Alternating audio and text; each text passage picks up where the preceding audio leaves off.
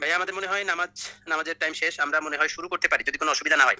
আমার ধারণা এতক্ষণে নামাজ শেষ করে সবাই এসে আমাদের সঙ্গে অ্যাটেন্ড করছেন।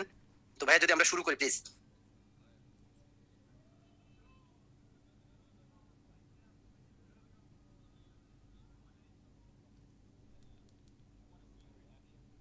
আসসালামু আলাইকুম সবাইকে। আজকের ইংরেজি সাহিত্যের লেকচার 4 আপনাদের সবাইকে স্বাগতম। আমি আপনার আছি ভোকালে।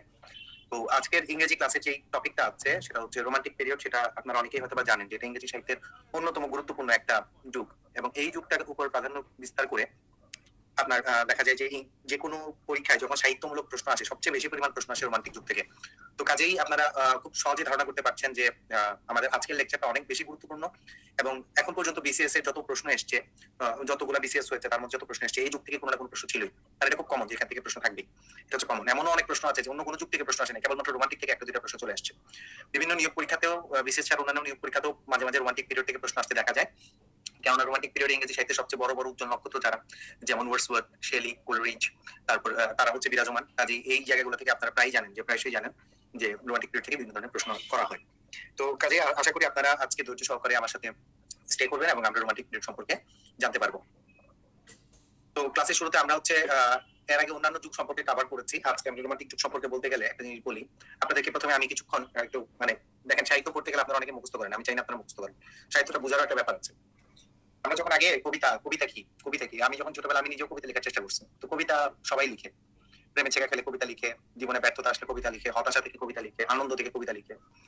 হ্যাঁ, কবিতা যেমন আমরা কবিতা লিখতে গেলে অনেকেই মনে করেন আমি যদি লিখি ওহে আমার খালু দাও 1 কেজি আলু, এটাও কিন্তু অনেকের কাছে কবিতা মনে হতে পারে। ঠিক আছে, কারণ এখানে কি খালু আলু মিলিয়ে ফেলেছে, ছন্দ মিলাতে পারলে কবিতা হয়ে যায় আমাদের কাছে। কিন্তু কবিতা মাত্রই ছন্দ নয়, ছন্দ কবিতার কোনো গুরুত্বপূর্ণ, মানে ছন্দ বলতে এই যে এরকম এন্ডিং রাইম, এন্ড রাইম, ঠিক আছে, যে খালু আলু এরকম মিলাইতে হবে, সেরকমটা কবিতার জন্য কোনো উল্লেখযোগ্য শর্ত না। আপনি যেমন ছোটবেলায় আমরা মনে করেন এরকম করেছি, বাঁশ বাগানের মাথার উপর চাঁদ উঠেছে ওই মাগো আমার শ্লোক বলা কাজলা দিদি কই, এই কই মিলাইতে পারলে আমরা মনে করি যেন আমরা কবিতা লিখে ফেলছি। না, কই মিলাইলেই কবিতা হয় না। তো কবিতার একটা বড় বৈশিষ্ট্য হচ্ছে কবিতার মধ্যে একটা মেসেজ থাকে। কবিতার মধ্যে ছন্দ মানে এরকম রাইমিং জিনিসটা এসেনশিয়াল কোনো কোয়ালিটি না। আপনারা যখন হয়তো বা কলেজে পড়তেন তখন হয়তো মনে আছে কিনা, শামসুর রহমান একটা কবিতা ছিল একটি ফটোগ্রাফ কবিতার মধ্যে, কবিতার বাক্যগুলো এরকম ছিল যে কি জানো, এই যে আসুন বসুন আসুন তো ভালো, আছেন তো ভালো ছেলে মেয়ে, কিছু আলাপের পর দেখে সফেদ দেয়ালের শান্ত ফটোগ্রাফটিকে বললাম জিজ্ঞেস অতিথিকে। দেখেন এখানে যেমন রাইমিং কিন্তু কোনো গুরুত্বপূর্ণ এসেন্স না, কোনো ইম্পর্টেন্ট রাইমিং আমরা খুঁজে পাই না, কিন্তু এটা কিন্তু একটা সাকসেসফুল কবিতা এবং অনেক সুন্দর একটা কবিতা। তাহলে কবিতা কি, এটা একটা প্রশ্ন আমাদের কাছে আসে। এই কবিতা কি, এই জিনিসটা সবচেয়ে সুন্দর ডেফিনিশন দিয়েছেন উইলিয়াম ওয়ার্ডসওয়ার্থ তার লেখার মধ্যে বলেছেন, poetry poem is spontaneous overflow of powerful feelings। অর্থাৎ কি এই জিনিসটার মানে কি, spontaneous overflow of powerful feelings, এটার মানে কি? আমার মনের মধ্যে একটা ভাব জন্ম নিয়েছে, আমার মনের মধ্যে একটা ফিলিংস এসছে, আমার মনের মধ্যে একটা যে ফিলিংসটা আছে সেই ফিলিংসটাকে আমি লিখে ব্যক্ত করতে চাই। মানুষ কেন প্রেমে পড়লে কবিতা লিখে, মানুষ কেন ছেঁকা খেলে কবিতা লিখে? কারণ তখন তার মনের মধ্যে একটা পাওয়ারফুল ফিলিংস এর স্পন্টেনিয়াস ওভারফ্লো হয়, একটা শক্তিশালী একটা ফিলিং তার মনের মধ্যে জন্ম হয়, তখন সে অটোমেটিক কবিতা লিখতে চায়। আপনারা কি আমার সাথে এগ্রি করেন? দেখি চ্যাট বক্সে জানান তো। এগ্রি করলে ইয়েস লিখেন, এগ্রি না করলে নো লিখেন। যখন ছেঁকা খায় তার মনের মধ্যে একটা খুব স্ট্রং একটা ফিলিংস জন্ম নেয়। যখন সে কারোর প্রতি ফল করে তখন তার মনের মধ্যে একটা স্ট্রং ফিলিংস জন্ম নেয়, এই জন্য তার কবিতা লিখতে ইচ্ছা করে। কোন একজন কবি, কোন একজন লেখক কোন এক সময় বলেছিলেন, আমার মনে নাই তিনি বলেছিলেন, কে বলেছিলেন আমার মনে নাই, কিন্তু কেউ একজন বলেছিলেন যে ঢাকা শহরে কাকের চেয়ে কবির সংখ্যা বেশি। ঢাকা শহরে কাকের চেয়ে কবির সংখ্যা বেশি কেন? কেন কাকের চেয়ে কবির সংখ্যা বেশি? তার কারণ হচ্ছে মানুষের মনের মধ্যে একবার না একবার হলেও জীবনে সেই ফিলিংটার জন্ম নেয়। তখন তার মনের মধ্যে যখন সে পাওয়ারফুল ফিলিং আসে তখন সে হচ্ছে লিখতে শুরু করে। ঠিক আছে, আবার এটার জন্য এটার এগেইনস্টে লজিকও বলেছে যে সকলেই কবি নয়, কেউ কেউ কবি। সবাই তো কবি না, লিখলেই কবিতা হয়, লিখলেই কবিতা হয় না। হ্যাঁ, ফেব্রুয়ারি মাস আসলে অন্যান্য বছর দেখা যেত আমার উপর একটা অত্যাচার যেত কম বেশি। ঠিক আছে, অত্যাচারটা কিরকম? সেটা হচ্ছে যে সুন্দর মতো ইনবক্সে একটা মেসেজ আসে, কিংবা কেউ কেউ ফোন দিয়ে বলে, ভাই আমার লেখা প্রথম কবিতার বইটা ছাপা হয়েছে, 1 কপি কিনবেন প্লিজ। তো আমি বলে আচ্ছা ঠিক আছে কিনবো। তো অনেক সময় তাদেরকে খুশি করার জন্য আমি কবিতার বইটা কিনি। তো কেনার পর তারপরে বাসায় গিয়ে যখন পড়তে যাই তখন দেখি সেটা কবিতার বই হয় না, সেটা হয়েছে কি যেন মানে প্রলাপ। সেটা হচ্ছে কিছু প্রলাপ। কবিতা হতে হলে যেরকম এসেনশিয়াল ক্যারেক্টারিস্টিক্স থাকে সেই ধরনের এসেনশিয়াল ক্যারেক্টারিস্টিক্স এর মধ্যে নাই, সেরকম ইনসাইট নাই। ঠিক আছে, তো কাজে ইনসাইট না থাকলে সেটা তো কবিতা হবে না। কবিতা আমার মনের মধ্যে একটা ফিলিং জন্ম দিবে, কবিতা আমার মনের মধ্যেও একটা মেসেজ রেখে যাবে, সেই মেসেজটা থাকতে হবে। তো একবার একজন মেয়ে, সে আমাকে এটা 2019 সালের কাহিনী, 19 সালের কাহিনী, একটা মেয়ে আমাকে ফোন দিয়ে বললো, ভাইয়া আমার নতুন ইংরেজি কবিতার বই ছাপা হয়েছে, আপনি এটার একটা কিছু কমেন্টস লিখে দিবেন এটার উপরে। তা আমি বললাম আচ্ছা ঠিক আছে আমি লিখবো। তো তখন আমি তাকে জিজ্ঞেস করলাম আপনার কবিতার বইটার একটা কপি আমাকে পাঠান, এটা লাগবে। আর তার সাথে হচ্ছে আপনি কি ধরনের কি ঘরানার লেখা লিখেন সেটা আমাকে জানাবেন। তো সে আমাকে কবিতার বই এক কপি পাঠাই দিয়েছে, আমি একসেপ্ট করছি। একসেপ্ট করার পর আমি পড়তে গেলাম, পড়তে গিয়ে দেখি কঠিন কঠিন সব শব্দ দিয়ে ভরা কবিতা। এত কঠিন কঠিন শব্দ, মানে পড়তে আমার ডিকশনারি লাগবে 3টা। ঠিক আছে, একটা ডিকশনারি যদি অর্থ ক্লিয়ার না হয় সেজন্য আরেকটা ডিকশনারি লাগবে এরকম। তো তারপরে এরকম অবস্থা, তারপরে আমি তাকে ফোন দিলাম। আমি চিন্তা করলাম আইদার সে অত্যন্ত শক্তিশালী একজন কবি যার মেধা আমি অ্যাসার্ট করতে পারতেছি না, অথবা জিনিসটা অন্য কিছু হতে পারে। তো তাকে আমি ফোন দিলাম, ফোন দিয়ে জিজ্ঞেস করলাম যে আপনি যে লেখাটা লিখেছেন আমি তো সেটা খুব ভালো মতো বুঝতে পারছি না, তো আপনি কি কোন ধরনের লেখা লিখেন, আপনি কি ধরনের, কোন types, are you romantic, are you modern, or what type? তখন সে বলতেছে যে এগুলা কি। আমি বললাম আপনি কোন ইংরেজ কবির দ্বারা ছিলেন, ইন্সপায়ার্ড ছিলেন? পরে বলে যে আমি শেক্সপিয়ার পড়েছি। আমি শেক্সপিয়ারকে তো কবি হিসাবে আমরা বিভাগ স্টাডি করি না, আপনি কোন কবির দ্বারা ইন্সপায়ার্ড, কার প্যাটার্নে লিখেন? তো বুঝলাম যে না, সে স্টাডি করে নাই, সে এমনি লেখা শুরু করে দিচ্ছে, যেমন চেসে লিখছে আর হচ্ছে জিআরই ওয়ার্ড দিয়ে ভরাই রাখছে, বুঝছেন? তো এই হচ্ছে বিষয়। তাহলে এইভাবে লিখলেই আপনার কি কবিতা হয়ে যাবে? What do you think? Afsana জিজ্ঞেস করেছেন, is reviewing your freelancing job or are you just known as a literary lover? Yes, কেউ কেউ আমাকে লিটারি লাভার হিসেবে জানেন, যে জানেন যে আমি একটু সাহিত্য নিয়ে ঘাটাঘাটি করি, এই ধরনের পড়ে থাকি, স্টাডি করি, সেজন্যই তারা আমার কাছে আসে। ঠিক আছে, এটা আমার কোনো জব না, it's not my task, I don't get paid for this. তো যাই হোক, তো এটা হচ্ছে বিষয়। তো এটা হচ্ছে বিষয়, তো কাজে লিখলে কবিতা হয়ে যায় না। ঠিক আছে, আচ্ছা। তাহলে এখন এখন তাহলে এই যে কবিতা যে একটা ভিন্ন জিনিস, এই জিনিসটা মানুষ আগে জানতো না, মানুষ আগে বুঝতো না। মানুষ কি বুঝতো? মানুষ কি বুঝতো? যে মানুষ ওইটাই বুঝতো, ওহে আমার খালু দাওয়াত কেজি আলু, ছন্দ মিলাইতে হবে, ছন্দ মিলাইলে কবিতা হবে। তো এই জিনিসটার প্রথম এই যে আমাদের একটা ধারণা ছিল যে কবিতা মানে ছন্দ, সেই জিনিসটা আমাদেরকে ভেঙে দিচ্ছে জানেন এই রোমান্টিক যুগের কবিরা আমাদের কাছে এসে এই ধারণাটা ভেঙে দিচ্ছে। না, ছন্দ মানেই কবিতা না। ঠিক আছে, কবিতার মধ্যে অন্য কিছু একটা থাকবে। তাহলে রোমান্টিকদের বসে কি মেসেজ ক্লিয়ার করতে চায়, কি দিতে চায়, রোমান্টিকরা কি বুঝাতে চায়? রোমান্টিকরা বুঝাতে চায় এই জিনিস যে কবিতা হচ্ছে তা যা তোমার মনের কথাটা লিখবে। সুন্দর মতো যদি বলি, সংক্ষেপে যদি বলি, কিরকম? আপনার মনের মধ্যে একটা কথা আছে, আপনি মনে মনে কিছু একটা চিন্তা করেন, কিন্তু সেই চিন্তাটাকে ভাষায় প্রকাশ করার মতো ভাষা আপনার কাছে নেই। একজন কবি, তার কাছে সেই ভাষা আছে, সেই ভাষা ব্যবহার করে আমার মনের কথাটা বলে দিব, তাহলে সে একজন কবি।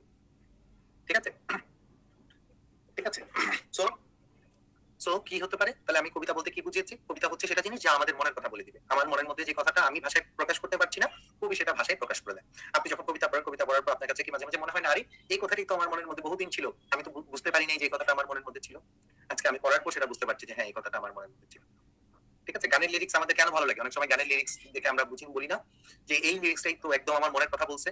তার মানে সেই গানের লিরিক্সের, ওই গানের লিরিক্স আপনি যদি সুরটাকে বাদ দেন, লিরিক্সটা কিন্তু একটা কবিতা, রাইট? লিরিক্সটা কিন্তু একটা কবিতা। ঠিক আছে, সো এটা হচ্ছে কবিতা, অনেক পাওয়ারফুল কিছু ফিলিং প্রকাশ করে, কবিতার একটা শক্তি থাকে আলাদা। এই রোমান্টিক যুগে যারা কবি ছিল তারা মূলত, আপনারা জানেন একটা বিপ্লব হয়েছিল ফ্রান্সে, বিখ্যাত বিপ্লবটার নাম কি, কে বলতে পারবেন? ফ্রান্সের সবচেয়ে বিখ্যাত বিপ্লব কোনটা? কেউ জানেন? একজন বলছেন রুশ বিপ্লব। রুশ বিপ্লব ফ্রান্সে হয়েছিল না? রুশ বিপ্লব ফ্রান্সে হলে, রুশ বিপ্লব যদি ফ্রান্সে হয় তাহলে ফরাসি বিপ্লব হয়েছিল কোথায়? রাশিয়াতে নাকি? হ্যাঁ, ফরাসি বিপ্লব।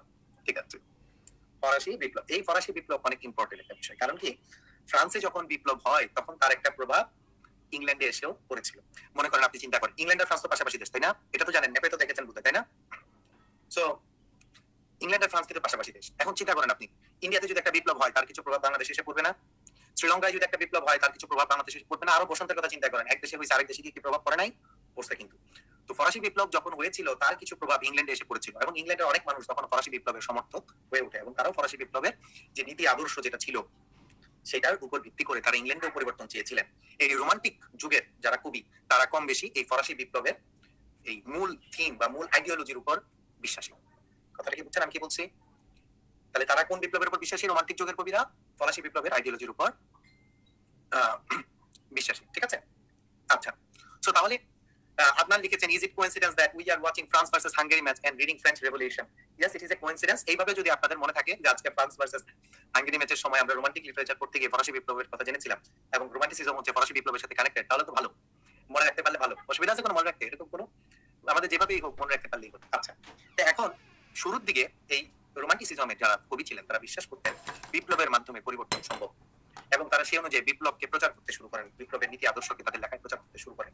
হাউএভার কিছুদিন পরে তারা বুঝতে পারলো যে লাউ সেই কোনো বিপ্লব হয়ে যারা ক্ষমতায় আসছে তারাও যে খুব একটা ভালো মানুষ তা তো না। সুতরাং তখন তারা বিশ্বাস করলো, তখন তারা বুঝতে পারলো যে আসলে যেটা মানে আমরা যেটাকে কি বলবো, যে সাংঘর্ষিক বিপ্লব করে কোনো লাভ নাই।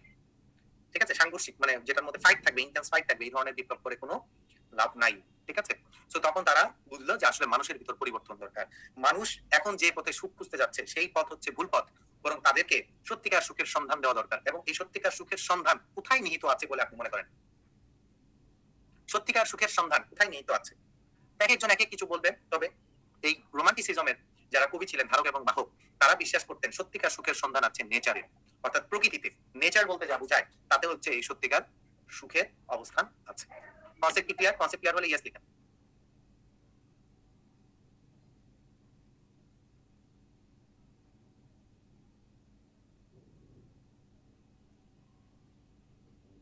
আচ্ছা, তো তো কয়েকটা কল একজন জিজ্ঞেস করছেন, আসিফ জিজ্ঞেস করছেন, রোমান্টিক পিরিয়ডের কবিরা কি 8-10টা করে প্রেম করতো? 8-10টা করে প্রেম করতো কিনা আমি জানি না, সেই বিষয়ে কোনো সাইন্টিফিক ডেটা আমার কাছে নাই। তবে রোমান্টিক পিরিয়ডের কবিরা একটা জিনিস বিশ্বাস করতো, সেটা কি? আমরা নরমালি রোমান্টিকতা বলতে বুঝি প্রেম, আর রোমান্টিক কবিরা বলতে বুঝে প্রেম বলতে বুঝি প্রকৃতি, অর্থাৎ তারা প্রেম করতো প্রকৃতির, মানুষের প্রেম না। তাদের যে কবিতাগুলো আছে সেখানে প্রকৃতির প্রতি মানুষের প্রেম জাগানোর অনুভূতি ব্যক্ত হয়েছে, মানুষের প্রতি না। নরনারীর প্রেম, এটাকে আমরা নরমালি রোমান্টিক বুঝি, কিন্তু এখানে রোমান্টিক বলতে আমরা বুঝবো কার প্রতি প্রেম বলেন তো? প্রকৃতির প্রতি প্রেম, ঠিক আছে?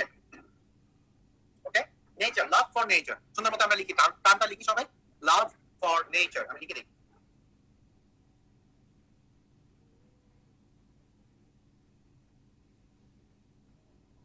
তারা প্রকৃতিকে ভালোবাসতো এবং তারা বিশ্বাস করতো প্রকৃতি সবার উপরে, প্রকৃতির উপরে কিছু নাই, ঠিক আছে? এবং তারা এটাতে এতটাই বিশ্বাস করতো যে তাদের মধ্যে কয়েকজন হচ্ছে আপনার এথেইস্ট ছিল, ঠিক আছে? তাদের মধ্যে নাস্তিকতাবাদও ছিল, সেটাও সত্য, ঠিক আছে? যেমন আপনারা অনেকে নাম শুনেছেন, পার্সি বিসি শেলি, নাম শুনেছেন পার্সি বিসি শেলি? আমরা আগে রচনা পড়তে গেলে ইংরেজ কবি শেলি বলেছেন, বলে হচ্ছে যে শীতকাল, শীতের সকাল লিখতে গেলে আমরা ইংরেজ কবি শেলির একটা কোটেশন দিতাম, তাই না? সেই ইংরেজ কবি শেলির কথা বলছি। ইংরেজ কবি শেলি তিনি কিন্তু একজন এথেইস্ট ছিলেন এবং তিনি অক্সফোর্ড বিশ্ববিদ্যালয়ে ছাত্র থাকা অবস্থায় একটা এসে লিখেছিলেন, নেসেসিটি অফ এথেইজম, অর্থাৎ নাস্তিকতার প্রয়োজনীয়তা। এটা লেখার কারণে আবার অক্সফোর্ড ইউনিভার্সিটি তাকে ব্যানও করে দিয়েছিল, ঠিক আছে? তার ছাত্রত্ব বাতিল করে দিয়েছিল। তো এই হচ্ছে বিষয়, ঠিক আছে? সো তারা মূলত বিশ্বাস করতো প্রকৃতিতে, নেচারে, এবং তারা বিশ্বাস করতো যে নেচার প্রয়োজনে রিভেঞ্জ নিতে পারে। বাংলাদেশে আপনি যদি বলেন এই সমমানের তাদের মতো রোমান্টিক কে কে এরকম প্রকৃতি নিয়ে লিখেছে, যেমন আমি বলবো জীবনানন্দ দাশ। জীবনানন্দ দাশের কবিতা পড়েছেন আপনারা? জীবনানন্দ দাশের কবিতার মধ্যে আপনি পচা শশা পাবেন, একটা একলা বৃক্ষ পাবেন, ধানচিরি পাবেন, তারপরে হচ্ছে সেই সুদর্শন পাবেন, তাই না? সেখানে আপনি কি মানে পুরো কবিতার মধ্যে পুরো নেচারটাকে পান না? নেচার থেকে আপনি জিনিস এক্সট্রাক্ট করতে পারেন না? সেটা হচ্ছে সেই জীবনানন্দ দাশের যে কবিতা যেমন নেচার বেসড, ঠিক তেমনি রোমান্টিসিজমের কবিতা ছিল নেচার বেসড। এইটুকু যদি আপনারা ক্লিয়ারলি বুঝে থাকেন তাহলে ইয়েস বলেন, না বুঝে থাকলে নো বলেন।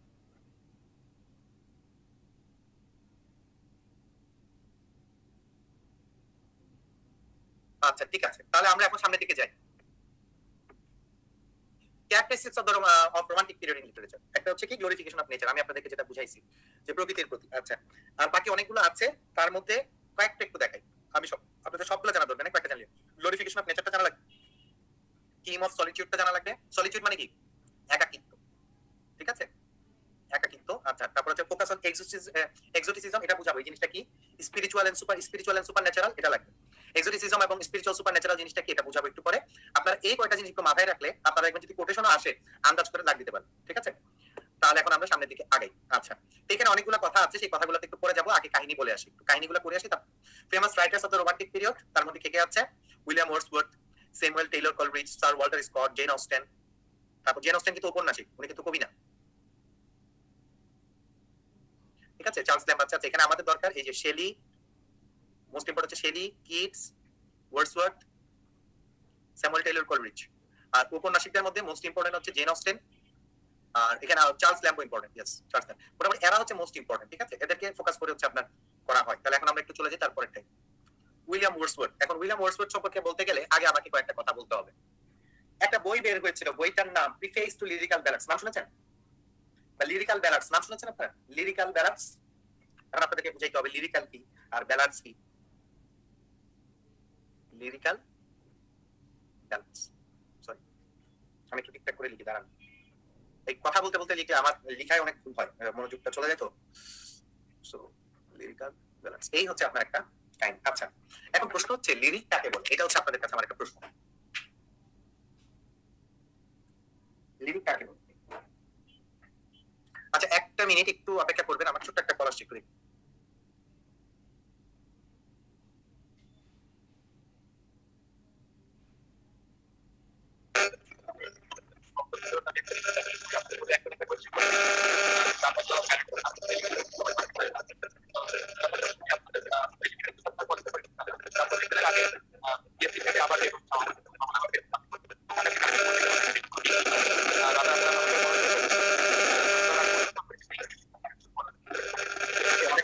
নয়েজ আসছে মনে হচ্ছে দেখে। ওকে, আমাকে কি শুনতে পাওয়া যাচ্ছে এখন ক্লিয়ারলি? ভাইয়া শোনা যাচ্ছে ভাইয়া? আচ্ছা, নয়েজ আসছিল। ওকে ফাইন, কি জানো? আচ্ছা, এখন আমরা একটু যাই লিরিক কাকে বলে। লিরিক কাকে বলে এবং ব্যালাড কাকে বলে? ব্যালাড বলতে আমরা বুঝি যে গীতি কবিতা। নরমালি কি হয়, ব্যালাডের একটা বৈশিষ্ট্য থাকে যে ছোট ছোট স্ট্যান্জাতে লেখা হয়। আচ্ছা, স্ট্যান্জা কাকে বলে? এখন আপনারা বলবেন ভাই স্ট্যান্জা কাকে বলে? কম্পোজিশনের ছোট পার্টকে আমরা বলি প্যারাগ্রাফ। মানে হচ্ছে এস এর প্যারা হচ্ছে প্যারাগ্রাফ, আর কবিতার প্যারা হচ্ছে আপনার স্ট্যান্জা। আমি কি বুঝাতে পারছি স্ট্যান্জা জিনিসটা কি? কবিতার একটা প্যারাকে বলা হয় স্ট্যান্জা। একটা কবিতার আপনি দেখছেন 4টা প্যারা আছে, তার মানে আপনি প্রতিটা প্যারা হচ্ছে একটা করে স্ট্যান্জা। কবিতার প্যারাকে বলা হয় স্ট্যান্জা, ঠিক আছে? এটা হচ্ছে কবিতার প্যারা। ওকে, সো এই স্ট্যান্জা, ছোট ছোট স্ট্যান্জা থাকে একটা কবিতার মধ্যে, যদি ছোট ছোট স্ট্যান্জা থাকে তাকে বলা হয় ব্যালাড। আচ্ছা, আর লিরিক্যাল ব্যালাড মানে হচ্ছে, লিরিক মানে হচ্ছে কি? লিরিক মানে হচ্ছে ভাই যেখানে পার্সোনাল ফিলিংস থাকে। আমি আপনাদেরকে আগেই বলছিলাম যে একটু মনে করেন যে আমি বলেছিলাম রোমান্টিসিজমের মূল জিনিসটা হচ্ছে ফিলিংস। মনে আছে আপনাদের? ফিলিংস, হাউ আই ফিল, আমার মনের মধ্যে ফিলিংটা কেমন চলে বলছিলাম, মনে আছে? তো লিরিক্যাল ব্যালাডস হচ্ছে যেখানে ছোট ছোট কবিতায় কবিতার নিজের মনের ফিলিংস এর কথা লিখেছেন। একটা উদাহরণ দিই, আপনারা হয়তো অনেকেই পড়েছেন, ড্যাফোডিল নামে একটা কবিতা আছে, পড়েছেন না?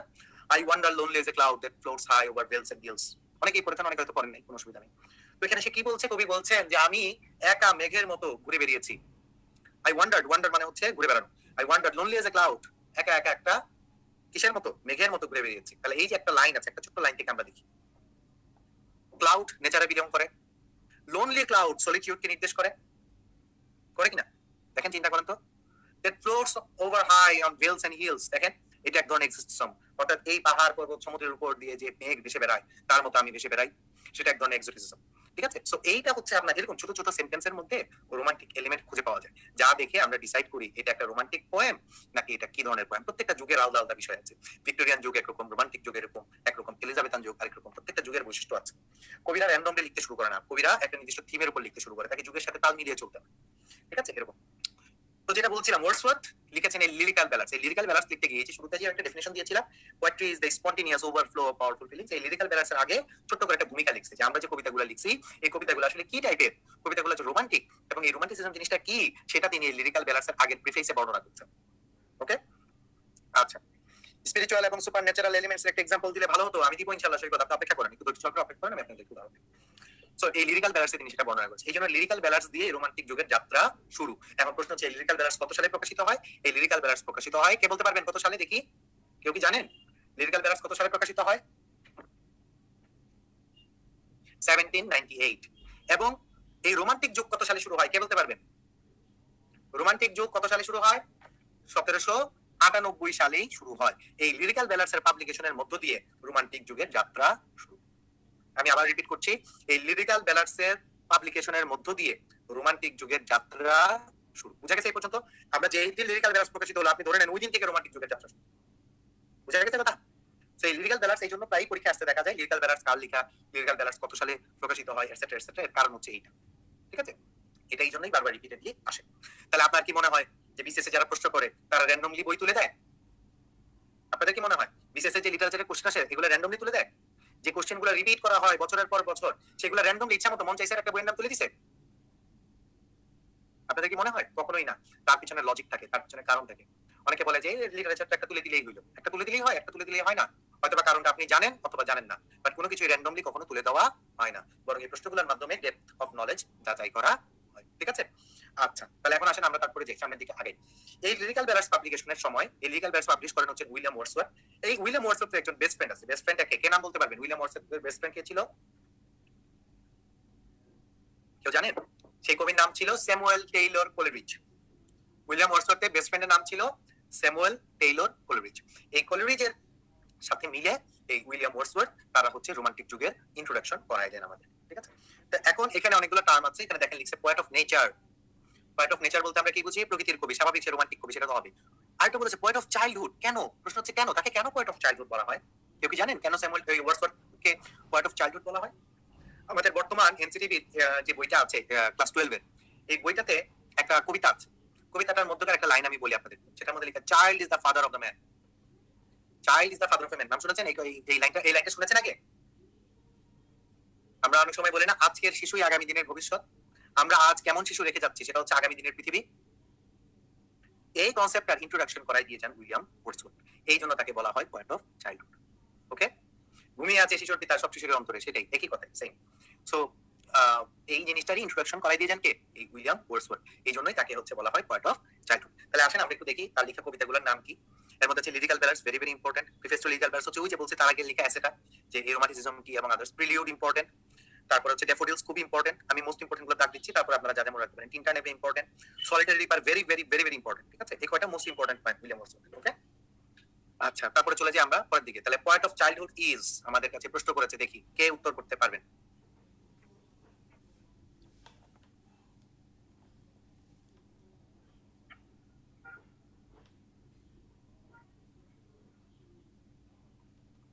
আমরা আর 10 সেকেন্ড অপেক্ষা করবো, তারপরে ক্লোজ করে দিব। 5 4 3 2 1 গো, ক্লোজ করে দিলাম। রেজাল্ট শেয়ার করি, দেখেন। তারপর 96% মাত্র সঠিক উত্তর করেছে, 4% ভুল উত্তর করেছে। আচ্ছা, ঠিক আছে, বন্ধ করে দিলাম। ঠিক আছে, অনেক কঠিন প্রশ্ন না, পারা যায় না, দেখছেন না? 4% ভুল করে ফেলছে, বাপরে বাপ। ওকে, এবার দেখেন এখানে অনেকগুলো প্রশ্ন আছে, এগুলোর উত্তর আমি দাগ দিয়ে আপলোড দিব, আপনারা আমার সাথে সাথে গল্প শুনতে থাকেন। হ্যাঁ, এখানে বলছে famous course of William Wordsworth. Famous তার কিছু কোর্স নিয়ে গিয়ে এই যে দেখেন, child is the father of man, পাইছেন? Child is the father of man. আচ্ছা, জাস্ট এ মিনিট, আমি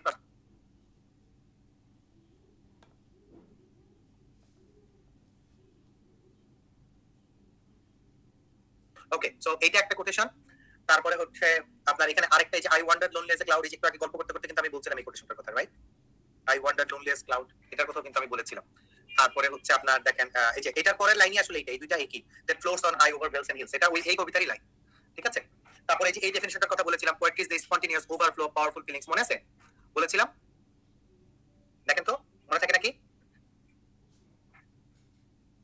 তারপর হচ্ছে এই যে দেখেন প্রথমটা একটু পড়েন, প্রথম কোটেশনটা একটু পড়েন তো দেখি। For I have learned to look on nature, পড়েন তো এটা কি মনে হয়?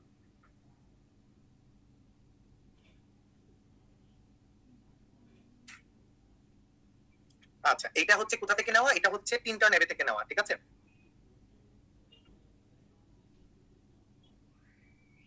কি মনে হয় এটা পড়ে সে কি বুঝাতে চাইছে? আপনাদের কাছে কি মনে হয়? দেখি মিনিংটা বলেন তো। এক নম্বরের মিনিংটা কে বলতে পারবেন? এক নম্বরের মিনিংটা কে বলতে পারবেন, দেখি বলেন তো।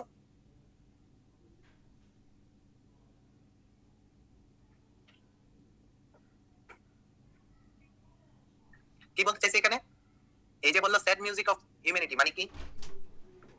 তিনি বলতে চাচ্ছেন যে আমি যখন এই নেচারের দিকে তাকাই, নেচারের কথা চিন্তা করি, যখন আমি নেচারের কথা চিন্তা করি, তখন আমি সেটার মধ্যে কি পাই? হিউম্যানিটিকে খুঁজে পাই, মানবতার আত্মনাদকে আমি খুঁজে পাই সেখানে।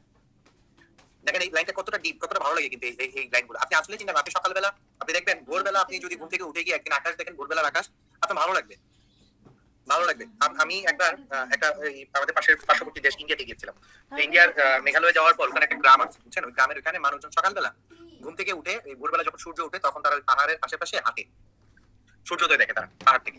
ওই গ্রামের মানুষদের মধ্যে এটা তাদের দীর্ঘদিনের একটা প্র্যাকটিস। দেখেন এই যে ছোট ছোট জিনিসগুলো, এই জিনিসগুলো কিন্তু আমাদের মনের মধ্যে অনেক বড় ধরনের ইম্প্যাক্ট দিয়ে যায়। আপনি সমুদ্রের পাশে দাঁড়ালে আপনি মানে এক ধরনের ফিলিং পাবেন। আপনি যখন আকাশের দিকে তাকাবেন, আপনি এক ধরনের ফিলিং পাবেন। এই ফিলিং গুলো অনেক ইম্পর্টেন্ট। এই ফিলিং গুলো নার্চার করা, এটাই হচ্ছে রোমান্টিসিজমের মূল জিনিস, ঠিক আছে?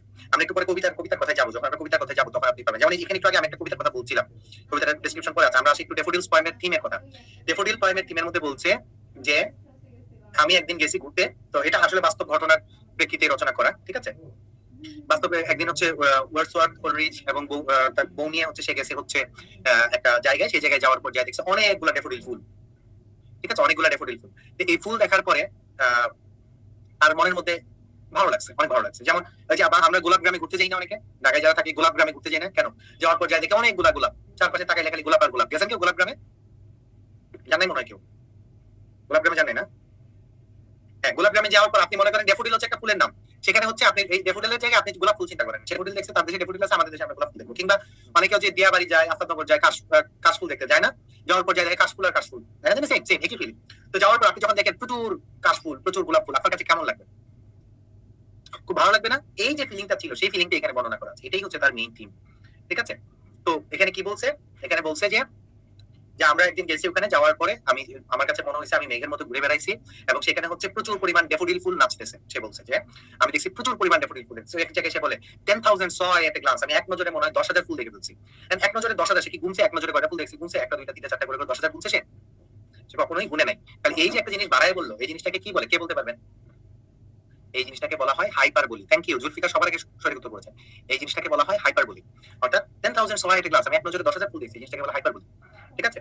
সো তারপরে যে আবার বলছে না, dancing in the breeze, a host of golden daffodils ছিল fluttering and dancing in the bridge.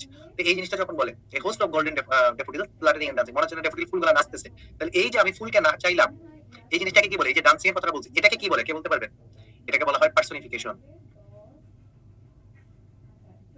ঠিক আছে, এটাকে বলা হয় পার্সনিফিকেশন। ওকে, তাহলে এখন আপনারা বুঝছেন একটা কবিতার ভিতরে এই Literary terms, figures of speech গুলো কিভাবে আসে, কিভাবে এগুলো কাজ করে। আচ্ছা, সো তাহলে ব্যাপারটা কি? সো ব্যাপারটা হচ্ছে transform his sadness into joy and reflect upon the beauty of what he had seen. অর্থাৎ আপনার মনের মধ্যে যে স্যাডনেসটা আছে, এই স্যাডনেসটাকে চাইলে আপনি প্রকৃতির উপস্থিতির মাধ্যমে সেটাকে আপনি একটা আনন্দে কনভার্ট করতে পারবেন। দেখবেন অনেকেরই মন খারাপ হইলে, হতাশা আসলে তারা কক্সবাজার ঘুরতে যায়। যায় কিনা? আমার মন খারাপ, ভালো লাগতেছে না, যাই একটু কক্সবাজার ঘুরে আসি। মানুষ কেন যায় প্রকৃতির কাছে, সাজেক যায় কেন যায়? কারণ হচ্ছে আমাদের মনের এই স্যাডনেসটাকে আমরা চাইলে কক্সবাজার, সাজেক, বান্দরবান দেখে সেটাকে এক ধরনের জয়ে রূপান্তর করতে পারি এবং প্রকৃতির কাছে ফিরে গেলে আমাদের মনের মধ্যে এক ধরনের আনন্দ উপলব্ধি হয়, যেটা আমাদের স্যাডনেসটাকে কভার করতে সাহায্য করে। এই পর্যন্ত কি বোঝা গেছে? বুঝা গেলে ইয়েস বলেন, বুঝা না গেলে নো বলেন।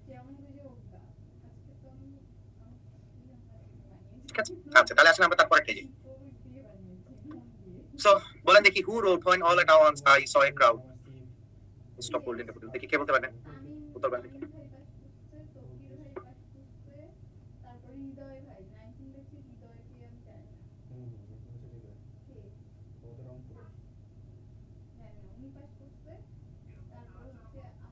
ওকে, আমরা 10 সেকেন্ডের মধ্যে পোলটা ক্লোজ করবো। একটা কঠিন প্রশ্ন অনেক, আপনারা মানে পারবেন কিনা আমি শিওর না, তারপর দেখি কে কে পারেন। 5 4 3 2 1 গো, ক্লোজ করে দেই, রেজাল্টটা শেয়ার করি। এটা হচ্ছে কি উইলিয়াম ওয়ার্ডসওয়ার্থ, সেটা হচ্ছে লিখেছেন। কোন কবিতায় লিখেছেন কে বলতে পারবেন? কোন কবিতা লিখেছেন উইলিয়াম ওয়ার্ডসওয়ার্থ? এটা ড্যাফোডিল কবিতার মধ্যে। ঠিক আছে, আচ্ছা তাহলে আমরা চলে যাই তারপর। তাহলে দেখি এখানে বলা যায় Wordsworth was inspired by which revolution, কে বলতে পারবেন? আচ্ছা পাইলাম, ফ্রেঞ্চ রেভলিউশন। আচ্ছা পরে ড্যাফোডিলস ইজ, এটা কি? দ্য ড্যাফোডিলস কি? এক ধরনের কবিতা।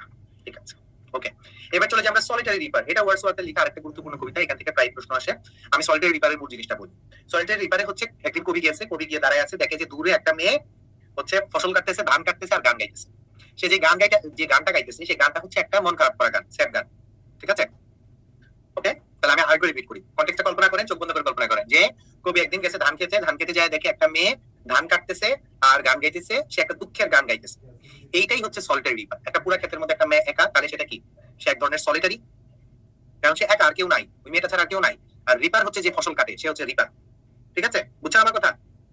সলিটারি হচ্ছে মেয়েটা একা আছে, রিপার হচ্ছে সে হচ্ছে ফসল কাটতেছে। ওকে, রিপ মানে হচ্ছে কাটা, ফসল কাটাকে বলে রিপ। সলিটারি রিপার তাহলে একা একা সে ফসল কাটতেছে এবং সে যে গানটা গাইছে সেটা একটা সফট সং। এখন আপনার কি মনে হয় এখানে মেইন মেসেজটা কি হতে পারে?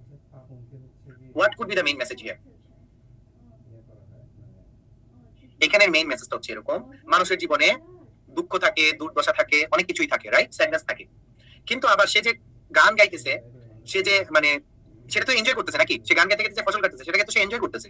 তাহলে at the same time sadness এবং জয় দুইটাই এক্সিস্ট করে। আমি কি বলতেছি বুঝছেন?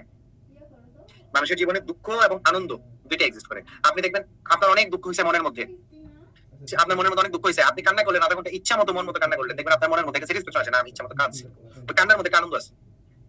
আপনি যে প্লেজার মতো কাঁদতে পারছেন, কান্নার পরে দেখবেন আপনার দুঃখটা কমে গেছে। এরকম তার জীবনে অনেক দুঃখ আছে, সে একটা স্যাড সং গাইতেছে, কিন্তু এট দ্য সেম টাইম সে ফসল কাটা এবং গান গাওয়ার আনন্দ সে পাচ্ছে। তো মানুষের জীবনে দুঃখ এবং সুখ দুইটা পাশাপাশি এক্সিস্ট করে, দুইটাই থাকে মানুষের সুখও থাকে, দুঃখও থাকে। এই যে ফিলিংটাই এই কবিতায় বর্ণনা করা হয়েছে। কথা বুঝছেন? এবং তার মনের মধ্যে এই যে দেখেন সে নেচারের খুব ক্লোজে আছে। ওই যে ফসল ক্ষেতটা কি নেচার না? ফসল ক্ষেতটা কিন্তু নেচার। ঠিক আছে, সো যখন ওখানে আবার খুব একটা জায়গায় বলে যে মেয়েটা যদি গান গাওয়া স্টপ করে দেয় তাহলে কি তার কাছে ভালো লাগবে? কবির কাছে ভালো লাগবে? কবির কাছে ভালো লাগবে না। ওই মেয়েটার গান গাওয়া মনে হচ্ছে যেন সারা পৃথিবীর সকল সুখ দুঃখের ফিলিংস এর বর্ণনা দিচ্ছে। এবং নেচারকে সে ডিসক্রাইব করতেছে।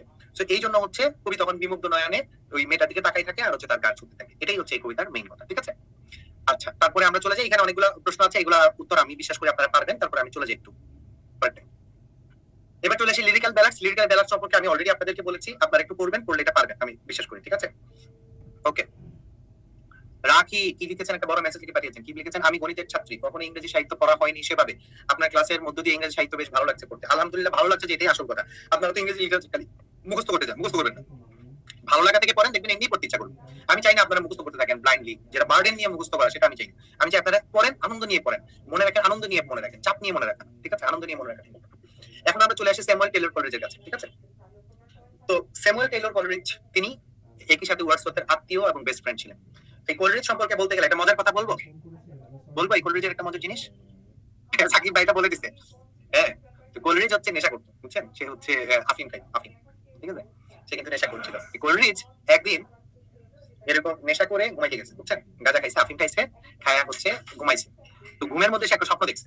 তো যখন সে স্বপ্নটা দেখছে, ঘুম থেকে উঠে সেই স্বপ্নটা লেখা শুরু করছে কবিতা আকারে। খুবই মানুষ কবিতা আকারে স্বপ্নের বর্ণনা লেখা শুরু করছে। সে লিখতেছে, লিখতে লিখতে লিখতে লিখতে হঠাৎ করে তার বাসায় লাকড়ি দিতে আসছে। এসে তার দরজার মধ্যে নক করছে। দরজার মধ্যে নক করার পরে কোলরিজ উঠে গেছে, উঠে গিয়ে লাকড়িগুলো রিসিভ করছে, রিসিভ করে আইসা তারপরে লাকড়ি রাখছে, রাইখা ওরে বিদায় করছে। বিদায় করে আইসা যখন আবার বসছে, আর স্বপ্ন মনে রাখতে পারে না, বুঝছেন? আর স্বপ্নটা সে মনে করতে পারে না। এই যে একটা কবিতা ছিল, অর্ধেক লিখছে মাত্র, পুরো কবিতা শেষ করতে পারে নাই। সেই কবিতাটার নাম হচ্ছে কোনটা জানেন? সেই কবিতাটার নাম হচ্ছে কুবলা খান। এই কবিতাটা একটা আনফিনিশড পয়েম। এই কবিতাটা তিনি শেষ করতে পারেননি, কিন্তু এই কবিতাটা ইংরেজি সাহিত্যে one of the best poems. যতগুলো কবিতা আছে ইংরেজি সাহিত্যে, যত কবিতা আছে তার মধ্যে অন্যতম সেরা কবিতা হচ্ছে কুবলা খান, কথা বুঝছেন? এইটা। আর এটা হচ্ছে কি, the rime of the ancient mariner. এই কবিতাটার নাম আপনারা অনেকেই শুনছেন, রাইট? হ্যাঁ, আচ্ছা। এখন এখানে একটা জিনিস বলি, এই রাইম অফ দ্য এনশিয়েন্ট মেরিনারের কাহিনী শুনবেন? আমি কি কাহিনীটা বলবো? আমার মনে হয় এটা বললে ভালো হবে। রাইম অফ দ্য এনশিয়েন্ট মেরিনারের কাহিনীটা আপনাদের জানা দরকার। ওকে, কুবলা খানের কাহিনীও বলবো। আচ্ছা ঠিক আছে, বলবো, দুইটাই বলবো। আচ্ছা, আগে rime of the ancient mariner বলে, আপনার গল্প শুনে, গল্প শুনে। আচ্ছা, গল্প শুনে লিটারেচার এমনি মনে থাকে, ঠিক আছে? আচ্ছা, গল্প করবো বেশি বেশি। তো রাইম অফ দ্য এনশিয়েন্ট মেরিনারের কাহিনী হচ্ছে, একবার এক লোক যাচ্ছে বিয়ে খাইতে। তো সে বিয়ের ইয়াতে ঢুকবে, ব্যান্ড পার্টির সাথে সাথে সে ঢুকবে, এমন সময় একটা বৃদ্ধ লোক ওই লোকের হাত চেপে ধরছে শক্ত করে। এবং লোকটা তাকাইছে যে কি ব্যাপার, কে আমার হাত চেপে ধরছে। তাকাই দেখে বুড়া লোক একটা হাত চেপে ধরছে তার। তো সে ওই বুড়া লোকের চোখের দিকে তাকাইছে, চোখের দিকে তাকায় মেসমেরাইজ হয়ে গেছে। মানে তার ওখানে শব্দটা এরকমই বলা ছিল, মেসমেরাইজিং আইস। এটা দেখার পর তারপর হচ্ছে সে আর মানে কি করতে পারে। তখন বুড়া লোকটা তাকে বলে যে, তোমাকে আমি একটা কাহিনী বলবো, তুমি আমার সাথে আসো, তোমাকে একটা কাহিনী বলবো, এবং ডোন্ট মুভ, তুমি যাও না। এই লোক চিন্তা করছে, ভাই আমি খাবো বিয়ে, তার মধ্যে এক বুড়া লোক আমার হাত ধরে নিয়ে বলে, আসো তোমার আমি কাহিনী শোনাবো। সে লোক মানে মনের মধ্যে সে একটা এজিটেটেড হয়েছে, কিন্তু সে কিছু বলতে পারতেছে না। তখন সে বুড়া লোকটার সাথে গেছে এবং বুড়া লোকটা তাকে কাহিনী বলা শুরু করছে। এই যে বুড়া লোকটা আছে, সেই বুড়া লোকটাই হচ্ছে মেরিনার। মেরিনার মানে হচ্ছে যে সমুদ্রে ভেসে বেড়ায়, বুঝছেন? তাকে বলে মেরিনার, নাবিক। মেরিনার মানে হচ্ছে নাবিক, ঠিক আছে? সো তখন এই নাবিক তাকে নিয়ে গেছে, এবং নাবিক ওই বুড়া নাবিক তাকে নিয়ে গেছে, নিয়ে গিয়ে তাকে গল্প বলা শুরু করছে। বলছে যে, আমরা একটা জাহাজে করে যাচ্ছিলাম, আমরা যখন জাহাজে করে যাচ্ছিলাম, তো তখন আমাদের মাথার উপরে একটা সাদা রঙের অ্যালবাট্রস পাখি। অ্যালবাট্রস দেখছেন কেউ? অ্যালবাট্রস না দেখে থাকলে একটু গুগলে সার্চ করেন। সাদা রঙের হয়, এক ধরনের পাখি, সমুদ্রে উড়ে বেড়ায়। সো ওই সাদা রঙের পাখি তাদের সাথে উঠতে উঠতে যাচ্ছিল, ঠিক আছে? তো উঠতে উঠতে যাচ্ছিল, তো একদিন হঠাৎ করে অ্যালবাট্রসে যাচ্ছে, তো সবাই অ্যালবাট্রসটাকে দেখতেছে সমুদ্রে। আপনারা কেউ সমুদ্রে জাহাজে উঠছেন জীবনে? আমি জানি না আপনারা উঠছেন কিনা, আমি কিন্তু উঠছি, সমুদ্রে জাহাজে উঠছি। নদীর জাহাজ না, সমুদ্রে যাইতে হবে, সমুদ্রে গেলেও তারপরে টেকনাফে। আচ্ছা, টেকনাফে। আচ্ছা, আমি বলি, আমি সমুদ্রে একবার জাহাজে উঠছিলাম। জাহাজ কিন্তু আসলে ভালো জিনিস না, জাহাজের ফিলিংস ভালো না। কেন? কারণ হচ্ছে, আপনি জাহাজে করে যদি মনে করেন নর্মাল সেন্ট মার্টিন যাওয়া ছাড়া, আপনি যদি এমনি চিন্তা করেন এক জায়গা থেকে আরেক জায়গায় যাবেন, জাহাজ ছাড়ার পরে কিছু দূর যাওয়ার পরে আর কিছু দেখা যায় না, খালি পানি আর সমুদ্র দেখা যায়, আর কিছু দেখা যায় না। কিন্তু মানে আপনি কোনো মনে করেন একটা গাছ, একটা মাটি, কিছু যখন দেখবেন না চোখের সামনে, আপনার কাছে খারাপ লাগে। এটা কিন্তু হয়। যেমন আমি দেখেছি, আমার পরিচিত অনেক মেরিন ইঞ্জিনিয়ার, তারা কিন্তু এই যে মোটামুটি 40-45 বছর বয়স হলেই রিটায়ার করে আসে পরে, আর মেরিনে যেতে চায় না, জাহাজ যেতে চায় না। আপনারা খেয়াল করছেন? ঠিক আছে, তারা কিন্তু আর যেতে চায়। কারণ হলো আলটিমেটলি সমুদ্রে লাইফ লিড করা কিন্তু খুব একটা মানে সহজ জিনিস না। এটা অনেক স্ট্রাগলিং একটা ব্যাপার, এটা বয়সের একটা ব্যাপার আছে। সব বয়সে এগুলো ভালো লাগে না, ঠিক আছে? এই জন্য অনেকে রিটায়ার করে আসে পরে, যাতে টাকা মনে করে যে টাকা পয়সা দরকার নেই আমার, সেটা তারা আইসা করে। তো আপনি যখন আইসা করবেন, মানে আপনি যখন জাহাজ করবেন, আমি জাহাজে ওঠার সৌভাগ্য হয়েছিল, আমার একটা যুদ্ধ জাহাজে ওঠার সৌভাগ্য হয়েছিল বাংলাদেশে। তো যুদ্ধ জাহাজে করে আমাদেরকে ঘোরানো হয়েছিল বেশ কিছু দূর। তো ওখান থেকে যখন আমরা গিয়েছিলাম, তো নেভাল ফ্লিটটাই করে, তো বেশ দূরে যাওয়ার পরে আমরা মানে অ্যারাউন্ড 7 ঘন্টার একটা ট্রিপ ছিল, ঠিক আছে? অ্যারাউন্ড 7 আওয়ার্স এর একটা ট্রিপ ছিল। তো 7 আওয়ার্সের মধ্যে মানে 1 ঘন্টা গেছে পরেই তো আর কিছু দেখা যায় না, মানে পানিতে মানে কোনো গাছ মাটি কিছু দেখা যায় না, এবং তখন আপসেট ফিল করছে অনেক, কিছুই নাই। তো তখন এই যে সমুদ্রের মধ্যে এরকম উপরে চিল উড়ে, পাখি উড়ে, তো ওইগুলো দেখে তখন ভালো লাগে, বুঝছেন? আমার ওরকম দেখে ভালো লাগছিল। আমি একদম এই কবিতাটা যখন আমি পড়ি, আমি আমার সেই স্মৃতিটাকে রিলেট করতে পারছিলাম যে আসলে এরকম একটা ছোট পাখি দেখো, তখন অনেক কিছু মনে হয়, নেচার দেখতেছি। এরকম একটা আলবাট্রস উঠতেছিল, ঠিক আছে? তো আলবাট্রস উঠতেছিল, তো তখন এই মেরিনার, যে বুড়া লোকটা তাকে ডাক দিয়ে নিয়ে আসছে, সেই মেরিনার করছিল কি, সে একদিন হঠাৎ করে তীর মেরে পাখিটাকে মেরে ফেলছে। তো পাখিটাকে মেরে ফেলার পরে আর কেন মারছে এটা কোনো ব্যাখ্যা নাই, আপাতত কোনো কারণ নাই, পাখি কিছুই করে নাই তাকে। এখন অনেকে বলে এটার একটা ব্যাখ্যা দাঁড় করে যে কেন মেরিনা পাখিটাকে হত্যা করছে, অনেকে ব্যাখ্যা দাঁড় করে এরকম, মনে করেন আপনি হাইটে যাচ্ছেন, আপনার সামনে একটা পিঁপড়া হলো, আপনি অনেক সময় করেন এরকম পা দিয়ে একটা চাপা দিয়ে চলে যান না পিঁপড়াটাকে, কেন পিঁপড়াটাকে চাপা দিলেন, তার কি কোনো কারণ আছে? আপনি একটা সুন্দর ফুল দেখলেন আপনার সামনে, হঠাৎ করে আরে ফুলটা কি সুন্দর বলে আপনি ঠাস করে এটা পেরে ফেলেন কিনা, এটাকে বলে মেলাইনিটি, মানুষের ভিতরে মেলাইনিটি আছে, বুঝছেন? তো সেও সেম বিনা কারণে আসলে আলবাট্রসটাকে হত্যা করছে। আমরা যেমন অনেক সময় সুন্দর লাগলে ফুল ছিঁড়ি, পাতা ছিঁড়ি, একটা পিঁপড়াকে মেরে ফেলি, ঠাস করে একটা অনেক সময় দেখা যায় একটা পাখি দেখলে সেটাকে হচ্ছে বন্দি করে ফেলতে চাই। হ্যাঁ, বারান্দা একটা পাখি এসে বসলো, আপনি মনে মনে চিন্তা করতে থাকেন কিভাবে আমি এই পাখিটাকে হচ্ছে বন্দি করতে পারি, বারান্দা পাখিটা নিয়ে আসি করতে, আপনি চিন্তা করছেন না আমি এটাকে কিভাবে আমার কাছে বন্দি করে রাখতে পারি, এরকম আপনি চিন্তা করতে পারেন। এই সব কিছু মেলাইনিটি উদাহরণ। মানুষের ভিতরে একটা মেলাইনিটি আছে এবং এই মেলাইনিটি থেকে মেরিনার হচ্ছে পাখিটাকে হত্যা করে। ঠিক আছে, হত্যা করার পর তখন তো আশেপাশে যারা মেরিনার থাকে তারা বলে তুমি ওকে মারছো কেন, এই সেই, এবং এই পাখিটাকে মারার সাথে সাথে তাদের জীবনে অসম্ভব রকমের দুর্দশা নেমে আসে একটার পর একটা। যেমন হঠাৎ করে দেখা গেছে বাতাস চলে গেছে, জাহাজ নড়তেছে না, এরকম হয়েছে, সমুদ্রের স্রোত কমে গেছে, তারপরে হচ্ছে তাদের খাবার পানি শেষ হয়ে গেছে, মানে তাদেরকে একের পর এক পানিশমেন্ট তাদের জন্য আসে। এমন সময় হঠাৎ করে একদিন দেখে যে একটা স্ট্রেঞ্জ টাইপের একটা জাহাজ, মানে যেটার মধ্যে হচ্ছে মনে করেন উইচেস দিয়ে ভরা, ঠিক আছে, উইচ দিয়ে ভরা এরকম একটা জাহাজ আসছে। তো এটার মধ্যে হচ্ছে তারা এসে বলে যে তখন তারা এসে করছে কি বিচার করে কি করছে, সব নাবিককে মেরে ফেলছে। তো সব নাবিক স্ট্রেঞ্জ একটা মানে এটাকে কি বলবো, উইচ মানে ম্যাজিক্যাল একটা এটাকে উইচ টাইপের একটা জাহাজ এসে সব নাবিককে মেরে ফেলছে। আর যে মেরিনার ছিল সে বেঁচে ছিল। তো তখন তাকে বলছে, তার জন্য দিছে কি জানেন, তার জন্য দিছে হচ্ছে লাইফ ইন ডেথ, মানে ওখানে একটা গ্যাম্বল হয়, গ্যাম্বলে বলা হয় death or life in death. তো বাকি সকল মেরিনারদের জন্য হয় ডেথ, আর যে মেরিনার পাখিটাকে মারছিল তার জন্য হয় life in death. Life in death মানে কি, সে বেঁচে আছে কিন্তু সে বেঁচে থাকবে হচ্ছে ডেডের মতো করে, তার জন্য কোনো কিছু নাই, জিনিসটা হচ্ছে তার জন্য কিছু নাই, তার লাইফটা হচ্ছে মানে এটা হচ্ছে ডেথের চেয়েও খারাপ, লাইফ ইন ডেথ হচ্ছে অ্যাকচুয়ালি হচ্ছে ডেথের চেয়েও খারাপ, ঠিক আছে, এরকম। তো তখন হচ্ছে তার হচ্ছে লাইফ ইন ডেথ, তো সব মেরিনার মারা গেছে, আর তার গলার মধ্যে হচ্ছে ওই মরা হচ্ছে পাখিটা ঝুলানো ছিল। এইভাবে করে তাকে পানিশমেন্ট দেওয়া হচ্ছে, সব মেরিনার মরে গেছে এরকম অবস্থা। তারপরে এইভাবে করে যখন এইভাবে করে তখন তাকে অনেকদিন সাফার করতে হয়। এই যে তার সাফার, সেটাকে বলা হচ্ছে ড্যামনেশন। এই সাফারিংটাকে বলা হয় কি ড্যামনেশন, ঠিক আছে, জীবিত থেকে মৃত, রাইট। তো এই সাফারিংটাকে বলা হয় ড্যামনেশন, ড্যামনেশন হচ্ছে পানিশমেন্ট। এরপরে এইভাবে মেরিনার অনেকদিন কষ্ট করছে। তো ওখানে একটা জায়গায় বলে water water everywhere, not a single drop to drink. এই যে এখানে ওই যে বলছিলাম না পানি শেষ হয়ে গেছে, সমুদ্রের মাঝখানে আছে, চারপাশে খালি পানি আর পানি, কিন্তু এক ফোঁটা পানি খাওয়ার মতো নাই। সেটা হচ্ছে এই যে আপনার এই লাইফ ইন ডেথ বা ড্যামনেশনের উদাহরণ, ড্যামনেশনকে নির্দেশ করে। কথা বুঝছেন, পানিশমেন্ট শুরু হয়েছে, চারপাশে পানি কিন্তু এক ফোঁটা পানি আমি খেতে পারবো না, বুঝছেন? সো এটা হচ্ছে। তারপর এটা ছিল ওয়াটার ওয়াটার, এটা ছিল alone alone all alone alone on a white sea, এরকম একটা লাইন ছিল। এগুলো সবই আসলে এই রাইম অফ এনশিয়েন্ট মেরিনার, ঠিক আছে। তারপর হচ্ছে এইভাবে যখন থাকে, তারপর একদিন এই বৃদ্ধ মেরিনা দেখে কি যে জাহাজের নিচে কিছু সাপ কিলবিল করতেছে জাহাজের নিচে। এই সাপগুলা এই মানে সাপ দেখতে তো এত সুন্দর কারো লাগে না, রাইট, গা শিউরে ওঠে। এই গা শিউরে ওঠা সাপ দেখেও তার মনের মধ্যে একটা ফিলিং জন্ম নেয়, কি সুন্দর জীব তো দেখছি আমি অনেকদিন পরে, অনেকদিন পরে সে একটা জীব দেখতে পাইছে এবং তার মনের মধ্যে ফিলিং আসে। যখন তার মনের মধ্যে ফিলিংটা আসে এবং সাপের প্রতি যখন তার ভালোবাসাটা জন্ম নেয়, জীবের প্রতি যখন তার ভালোবাসা জন্ম নেয়, তখন ঠাস করে তার গলা থেকে সেই ঝুলাই দেওয়া আলবাট্রসটা পড়ে যায় এবং তার চোখে একটু পানি পড়ে। এই থেকে তার হচ্ছে এই ড্যামনেশন, শাস্তি থেকে হচ্ছে এবার তার ক্ষমা শুরু, সেটাকে বলে সেলভেশন, আর মুক্তি শুরু হয়। তারপরে আস্তে আস্তে সবকিছু স্বাভাবিক হয়, ঠিক আছে। এবং তারপরে তাকে এক সময় শর্ত দেওয়া হয় যে তুমি যাবা এবং তুমি যা হচ্ছে র্যান্ডমলি মানুষকে এই কাহিনীটা বলে বেড়াবা যে কি হয়েছে তোমার সাথে, কিভাবে নেচারের উপর আক্রমণ করার পরে তোমাদের উপর কি ফলাফল আসছে, কথা বুঝছেন? এখন আপনারা আমাকে, আমি পুরো কাহিনীটা ডিটেইলসে ভেঙে কেন বললাম, এই পুরো কাহিনীটা ভেঙে বললাম হচ্ছে এখানে আপনারা একটা জিনিস দেখেছেন, আমি একদম প্রথম দিকে যাই, এখানে একটা জিনিস দেখছিলেন আপনারা, লিখছিল যে spiritual and supernatural elements, মনে আছে? এই যে দেখেন আমি দেখাই, এবং এক্সোটিসিজম, এটা হচ্ছে এই কোলরিজের কবিতার বৈশিষ্ট্য। ওই যে আমি বলছি একটা উইচ ক্রাফটের নৌকা বেশি আসছে আর জাহাজ বেশি আসে, সেটা হলো এই সুপার ন্যাচারাল এলিমেন্টস। উইচের কথা বললাম না, সেটা হচ্ছে সুপার ন্যাচারাল এলিমেন্টস। আর এক্সোটিসিজম হচ্ছে আপনার মানে যে কোনো কিছুকে একটু আলাদা করে দেখানো। যেমন ধরেন আমি আপনাকে একটা উদাহরণ দিই, সে যখন সাপকে দেখে তার মনের মধ্যে একটা ফিলিং জন্ম নিছে এবং সে যে সেখান থেকে যে তার সেলিব্রেশন শুরু, সেটা হচ্ছে একটা এক্সোটিসিজমের উদাহরণ, ঠিক আছে। আর স্পিরিচুয়ালের উদাহরণ হচ্ছে সেই অ্যালবাট্রস। দেখেন তো রিলেট করতে পারেন কিনা, এখন রিলেট করা যায়? সলিটিউড কি, এক্সোটিসিজম কি, স্পিরিচুয়াল কি, সুপার ন্যাচারাল এলিমেন্টস কি, এগুলো কিভাবে রোমান্টিক পিরিয়ডের বৈশিষ্ট্য, দেখেন তো রিলেট করতে পারেন কিনা। আচ্ছা, একটু একটু রেসপন্স চাই দেখি, বুঝতে পারলে ইয়েস বলেন, না বুঝতে পারলে নো বলেন। আচ্ছা, আমি দেখতে পাচ্ছি এখন মোটামুটি অনেকেই রেসপন্স করছেন, লিখছেন যে বুঝতে পারছেন, ঠিক আছে। সো এই রোমান্টিক এলিমেন্ট, এখন দেখেন এই যে কাহিনীটা বললাম আজকে এবং এই যে এলিমেন্ট গুলো দেখাই দিলাম, এখন আপনি অন্তত ধারণা করে দেখাইতে পারবেন না, বলেন তো? এক্সোটিক মানে হচ্ছে কি, যে জিনিসটা আপনি চারপাশে দেখেন। আচ্ছা, আমি একটা জিনিস বুঝাই, এক্সোটিসিজম যদি না বুঝেন তাহলে আমি আরেকভাবে বুঝাই। এক্সোটিসিজম কিভাবে বুঝাবো, মনে করেন আপনি আপনি একদিন ক্যামেরা হাতে বের হইলেন যে ছবি তুলবেন। তো ছবি তুলতে গিয়ে আপনার সামনে আছে একটা, মনে করেন কি হতে পারে, যে ঘাসযুক্ত মাঠ, ঠিক আছে? আপনি একদিন ঢাকা শহরে, মনে করেন ঢাকা শহরে ছবি তুলতে বেরিয়েছেন। ঢাকা শহরে ছবি তুলতে বের হয়ে আপনি যে চারপাশে অনেক বিল্ডিং আছে, অনেক কিছু আছে, একটা মাঠ আছে খোলা। একটু দূরে হঠাৎ করে দেখলেন কি একটা কলা গাছ, কলা গাছের মধ্যে কলার মোচা ঝুলতেছে।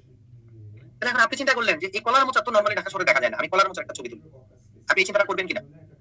নরমালি ঢাকা শহরে সেই কলার মোচা দেখা যায় না, রাইট? বা কলা গাছ এরকম দেখা যায় না, কিন্তু আপনি হঠাৎ করে কলা গাছ দেখছেন, দেখে ওটা কলার মোচার একটা ছবি তুলতে গেছেন। এই কলার মোচাটা হচ্ছে একটা এক্সোটিসিজমের উদাহরণ।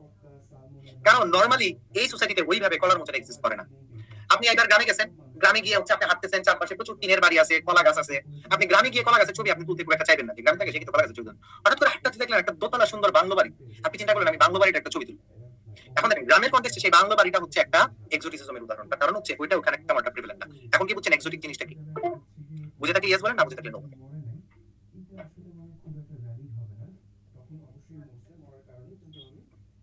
ঠিক আছে, আচ্ছা এখন আমরা তাহলে সামনের দিকে যাই।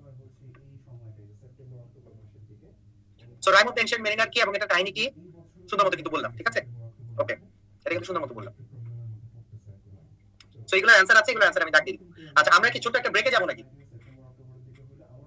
কুবলা খান বলবো? আচ্ছা কুবলা খান, আচ্ছা কুবলা খানটা একটু বলে দিই, কুবলা খানটা তাহলে এক নজরে বলি। কুবলা খানের কাহিনী হচ্ছে কি, কুবলা খান থাকে একজন রাজা, ঠিক আছে? মনে করেন চেঙ্গিস খান যেমন শাসক, এরকম কুবলা খানও মনে করেন চেঙ্গিস খানের মতো একজন শাসক। তো কুবলা খান কবিতার মধ্যে এরকম কুবলা খান দেখা একটা প্লেজার ডোম। প্লেজার ডোম মানে কি বুঝেন? রাজারা বিভিন্ন রাখেন না, একটা ভবন রাখে না, যে ভবনে তারা যায় হচ্ছে আরাম আয়েশ করতে, ফুর্তি করতে, তাকে কি রাখে না বলেন? এই ভবনকে বলা হয় প্লেজার ডোম, বুঝছেন? আগে মধ্যযুগে রাজারা হারেম, হারেম বলেন, জলসাগর বলেন, যাই বলেন, ঠিক আছে, প্রমোদ উদ্যান যাই বলেন না কেন, যার ভাষায় যেটা বুঝেন বুঝেন, ওখানে ইংরেজিতে বলা ছিল প্লেজার ডোম, আমি এটাকে প্লেজার ডোম বলি, ঠিক আছে? তো কুবলা খানের একটা প্লেজার ডোম ছিল। তো এই প্লেজার ডোমের মধ্যে কুবলা খান গেছে, ওই প্লেজার ডোমটা অনেক সুন্দর, সেটার বর্ণনা দেওয়া। তো বলছে প্লেজার ডোমের এক পাশে হচ্ছে পাহাড়, অন্য পাশে হচ্ছে মানে সমুদ্র, ঠিক আছে? তার মাঝখানে হচ্ছে কুবলা খান হচ্ছে সেখানে আছেন, ঠিক আছে? এরকম আর কি একটা ইয়ে, এবং প্লেজার ডোমের খুব বিউটিফুল একটা বর্ণনা দেওয়া আছে এখানে, খুবই বিউটিফুল মনোরঞ্জক, এবং কুবলা খান ওখানে কিভাবে আরামায়েশ করে, কি কি শান্তি আছে, এইসবের কিছু বর্ণনা দেওয়া আছে। তো অনেকের কাছে কুবলা খানের ব্যাখ্যা হচ্ছে এইটা যে কুবলা খান একটা এক্সোটিক এলিমেন্ট, অনেকের কাছে কুবলা খান একটা এক্সোটিক এলিমেন্ট, অনেকের কাছে কুবলা খানের যে প্লেজার ডোম আছে সেটা একটা সুপার ন্যাচারাল এলিমেন্ট। কেউ কেউ আবার একটু এক ধাপ বাড়ায় গিয়ে একটু ওয়াইল্ড হয়ে গেছে, তারা কেউ কেউ বিশ্বাস করে কুবলা খানের প্লেজার ডোমের বর্ণনা আসলে নারী দেহের বর্ণনা, এরকম ব্যাখ্যাও আছে। ইংরেজি লিটারেচারে অনেক ধরনের ব্যাখ্যাই আছে। there is one thing about arts, যেটার কোনো সিঙ্গেল রাইট অ্যান্সার নাই। সো কোনটা কারেক্ট কোনটা রং এরকম কোনো বিষয় নাই, আপনি যেটাকে কারেক্ট মনে করবেন, যুক্তি দিয়ে যেটাকে কারেক্ট মনে করতে পারবেন সেটাই হচ্ছে কারেক্ট। সো কুবলা খানের অনেক ধরনের ব্যাখ্যা আছে, এবং কুবলা খান কবিতাটা যেহেতু ফিনিশড হয় না, এটার জন্য সকল এটার ভিতরকার সকল এসেন্সও আমরা উদ্ধার করতে পারিনি, যেটা দিয়ে আসলে কি হয়েছে। সো এটা একটা মিস্টেরিয়াস পয়েন্ট এবং এটা আনফিনিশড পয়েন্ট, ঠিক আছে? এই হচ্ছে কুবলা খানের মূল বিষয়। ওকে, তো মোটামুটি আপনারা যদি বুঝে থাকেন তাহলে তো বুঝছেন যে এটা মেইন জিনিসটা কি। তাহলে এখন আমরা ছোট্ট একটা ব্রেকে যাই, 10 মিনিটের একটা ব্রেকে। কি এখন যাবো নাকি অনেকেই বলতে চাচ্ছেন যে একটা ব্রেক দিতে? আচ্ছা এখন একটা ব্রেক নেই, ঠিক আছে? আমার মনে হয় এখন একটা ব্রেক নিলে ভালো। আজানের কতক্ষণ আছে? আজানের অনেকক্ষণ আছে। ওইটা আমাদের ক্লাস শেষ হয়ে যাবে, আমাদের খুব বেশি নাই আর। আমরা ইনশাআল্লাহ আজকে সঠিক সময়ের মধ্যে ক্লাস শেষ করতে পারবো, ঠিক আছে? তো এখন আমার ঘড়িতে বাজে 8:11, 8:12 বেজে গেছে অ্যাকচুয়ালি। আপনারা 8:20 চলে এসেছেন, 8:20 চলে এসেছেন সবাই। ইনশাআল্লাহ 8:20 আমরা রিজিউম করবো ক্লাসটা।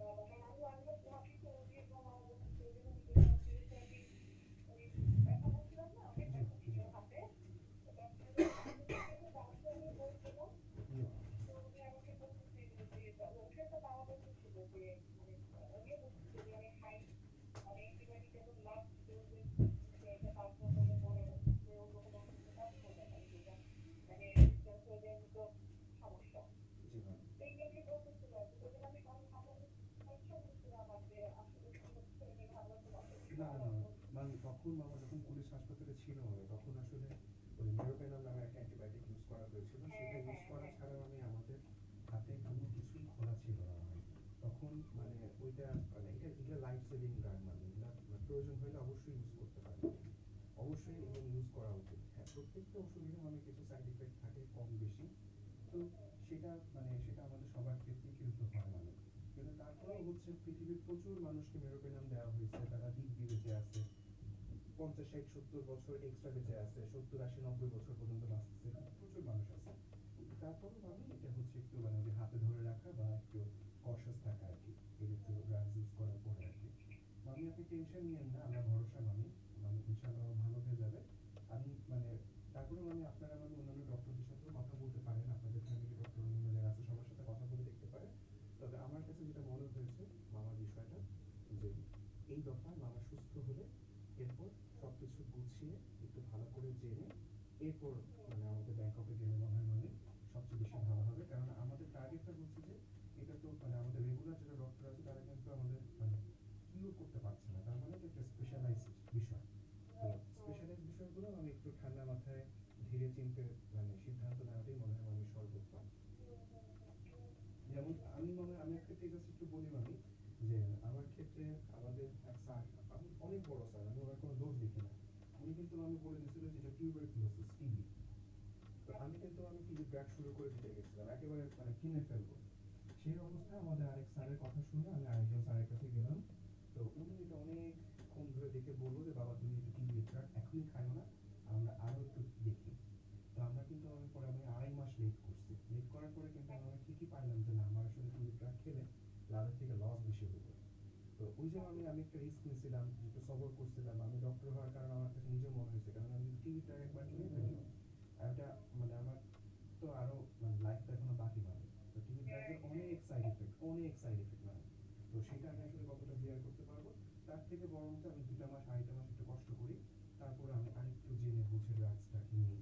পরে কিন্তু আমি এই যে আমার ইন্ডিয়ান ডক্টর যিনি উনিও কিন্তু পরে রায় দিল যে না, যে তুমি টিবি ড্রাগ খাওনি, ইট ওয়াজ এ গ্রেট ডিসিশন। বাট অধিকাংশ ক্ষেত্রে মানুষ এই ক্ষেত্রে টিবি ড্রাগ খেয়ে ফেলে। তো এখন আমি একটু অল্টারনেটিভ হইতে অন্যান্য ওষুধপত্র খেয়ে আলহামদুলিল্লাহ আগের থেকে বেটার অবস্থায় আছি আমি, আলহামদুলিল্লাহ। হ্যাঁ হ্যাঁ মামি, আমি জানি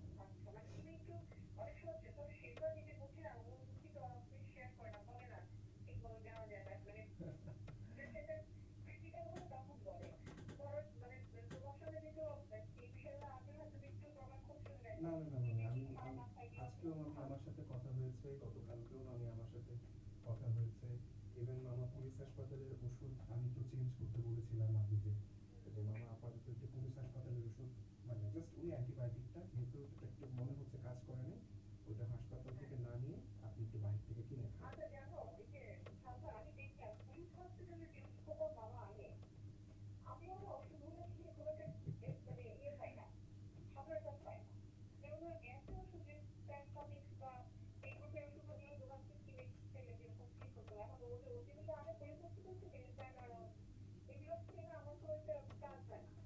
মামি আসলে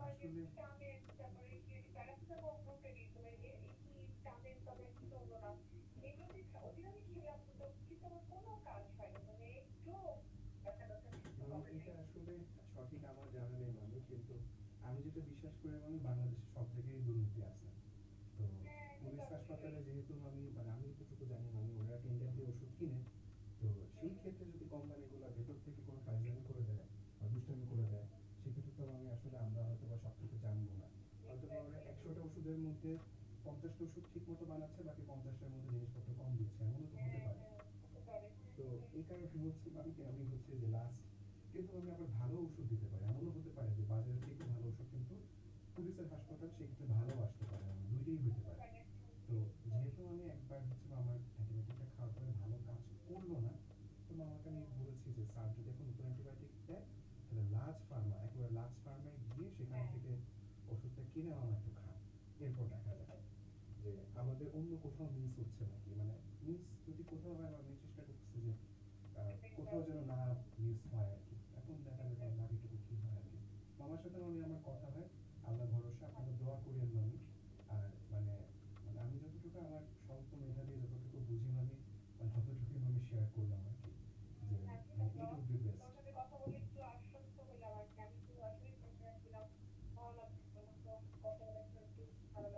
না থ্যাংক ইউ মামি, থ্যাংক ইউ মামি, আপনি যে কোনো সময় আমার দরকার হলেই ফোন দেন, কোনো সমস্যা নেই। মামার সাথে আমি চেষ্টা করতেছি কথা বলার জন্য, এবং রেগুলার আমার সাথে কথা হচ্ছে অনেক, প্রতিদিনই অলমোস্ট আমার সাথে কথা হয় এখন মামা, আলহামদুলিল্লাহ। জি মামা। ঠিক আছে বাবা, সবাইকে সালাম দিও। জি মামা। দোয়া করো আল্লাহ ভালো রাখুক। জি মামা, সুস্থ থাকেন মামা। জি মামা, আসসালামু আলাইকুম।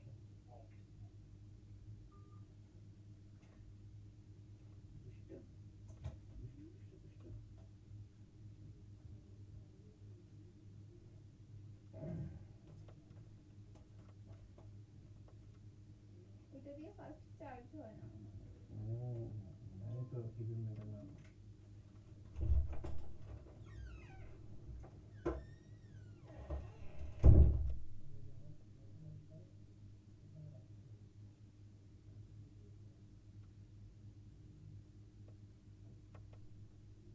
আচ্ছা, আমি ফিরে এসেছি। আপনারা কি ফিরে আসছেন নাকি একটু জানাবেন, যদি ফিরে এসে থাকেন তাহলে ইয়েস লিখে পাঠান।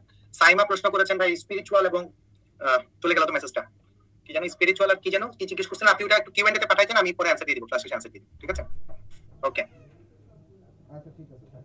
সো আমরা তাহলে একটু সামনের দিকে আগে, কি যেন উনি একটা প্রশ্ন করছিলেন, কিসের মধ্যে কি পার্থক্য, আমি উত্তর করতে পারলাম না, চলে গেল। আচ্ছা স্যার, ওয়াল্টার স্কট সেটা আপনারা পড়বেন নিজেরা নিজেদের মতো, এখান থেকে প্রশ্ন খুব একটা বেশি আসতে দেখা যায় না, আপনারা আপনাদের মতো পড়ে দেখবেন ওয়াল্টার স্কটের অংশটা, ঠিক আছে? সো এখানে প্যাট্রিয়টিজম কে লিখেছেন, এটা হচ্ছে ওয়াল্টার স্কট, আমি সেটা নিয়ে আলোচনা করতে চাই না, আমি চলে যাচ্ছি পরবর্তীতে জেন অস্টেন। জেন অস্টেন সম্পর্কে আলোচনা করা দরকার। জেন অস্টেন থেকে একটু কাহিনী বলবো, গল্প বলবো আজকে জেন অস্টেন থেকে। কে কে গল্প শুনতে আগ্রহী? আপনারা যদি বলেন, গল্প না বলেন তাহলে আমি গল্প বলবো না, কাহিনী বলে চলে যাবো। আচ্ছা, সবাই থেকে গল্প শুনতে আগ্রহী? গল্প চাই, গল্প চাই। আচ্ছা ঠিক আছে, ঠিক আছে, গল্প বলি শুনে। আগে একটু জেন অস্টেন সম্পর্কে আপনাদের। জেন অস্টেন হচ্ছে এই আপনার রোমান্টিক যুগের একজন এন্টি রোমান্টিক নোভেলিস্ট। কি বললাম কথাটা? রোমান্টিক যুগের একজন এন্টি রোমান্টিক নোভেলিস্ট। অনেকেই বলে যে এটা আবার কেমন কথা, রোমান্টিক যুগের এন্টি রোমান্টিক বলতে কি বোঝায়, এটা দিয়ে বা কি হয়, সেটা বোঝার জন্য আমরা আগে প্রাইড এন্ড প্রেজুডিস সম্পর্কে যাবো। আগেই বলেছিলাম আমি আপনাদেরকে, জেন অস্টেন কিন্তু একজন উপন্যাসিক, তিনি কিন্তু উপন্যাস লিখতেন, বুঝছেন? উপন্যাসিক কিন্তু তিনি, হ্যাঁ, তিনি উপন্যাস লিখতেন। এখন কথা হচ্ছে যে এই উনি কি ধরনের উপন্যাস লিখতেন এবং কি, এটার জন্য বোঝার জন্য আমরা চলে যাবো প্রাইড এন্ড প্রেজুডিস। তো প্রাইড এন্ড প্রেজুডিসের কাহিনীটা কি, এটা অনেক বিখ্যাত বই, আপনারা হয়তো কেউ কেউ পড়েছেন, কেউ কেউ হয়তো এটা মুভি দেখেছেন। তো প্রাইড এন্ড প্রেজুডিস পার্সোনালি আমার খুব প্রিয় একটা উপন্যাস, হ্যাঁ, আমি ব্যক্তিগতভাবে উপন্যাস অনেক পছন্দ করি এবং আমি যখন পড়েছিলাম আমার কাছে খুব ভালো লাগছিল, একটা সাকসেসফুল প্রেমের গল্প এটা। তো এখানে কি হয়, একজন নায়িকা থাকে, নায়িকার নাম থাকে এলিজাবেথ, ঠিক আছে, আর নায়কের নাম থাকে ফিটজ উইলিয়াম ডার্সি, ঠিক আছে? নায়কের নাম হচ্ছে কি, নায়কের নাম হচ্ছে ডার্সি, ফিটজ উইলিয়াম ডার্সি, আর নায়িকার নাম হচ্ছে এলিজাবেথ। তো এই উপন্যাসটা প্রথম লাইনটাতে কি বলে জানেন?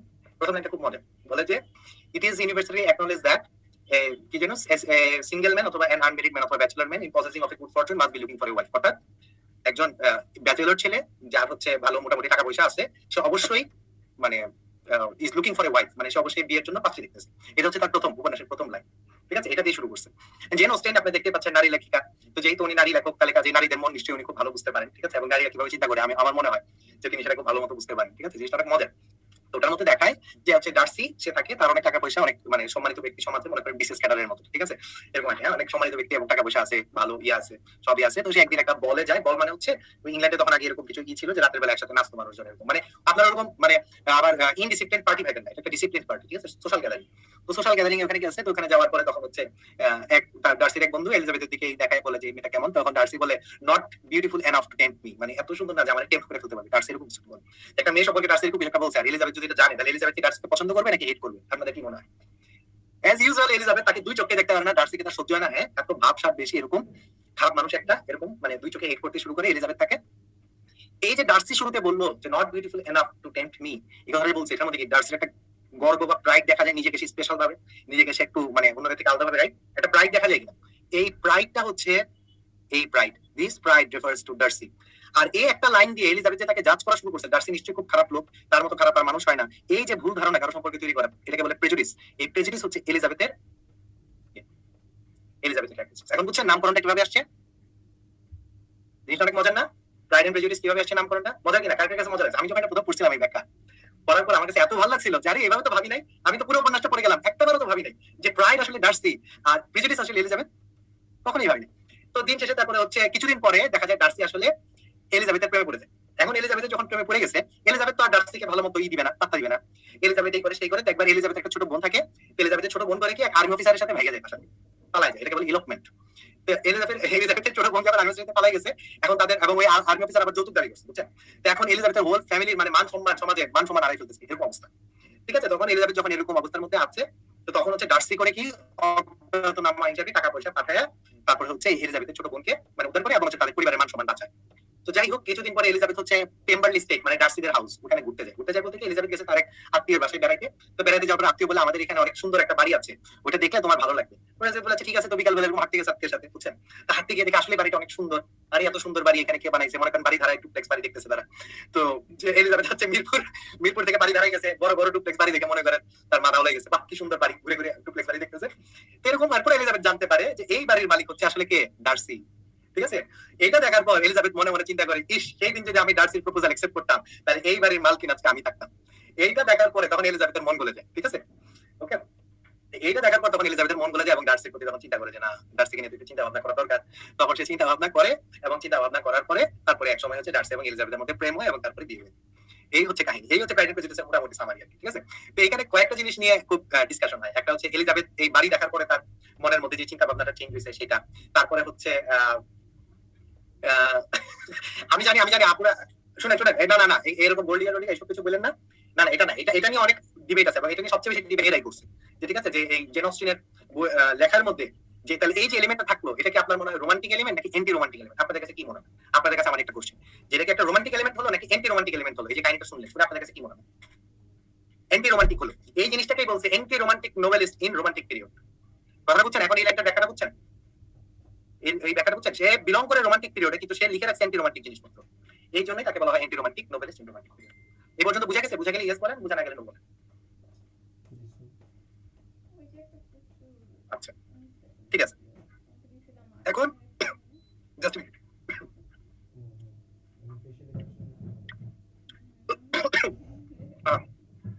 তো এখন যে জিনিসটা নিয়ে আলোচনা করা দরকার সেটা হচ্ছে যে এই যে এলিজাবেথ যেইভাবে ওই সময়টাকে পোর্ট্রে করছেন, ঠিক আছে, তো সেই জিনিসটা কি সঠিক? আপনাদের কি মনে হয়?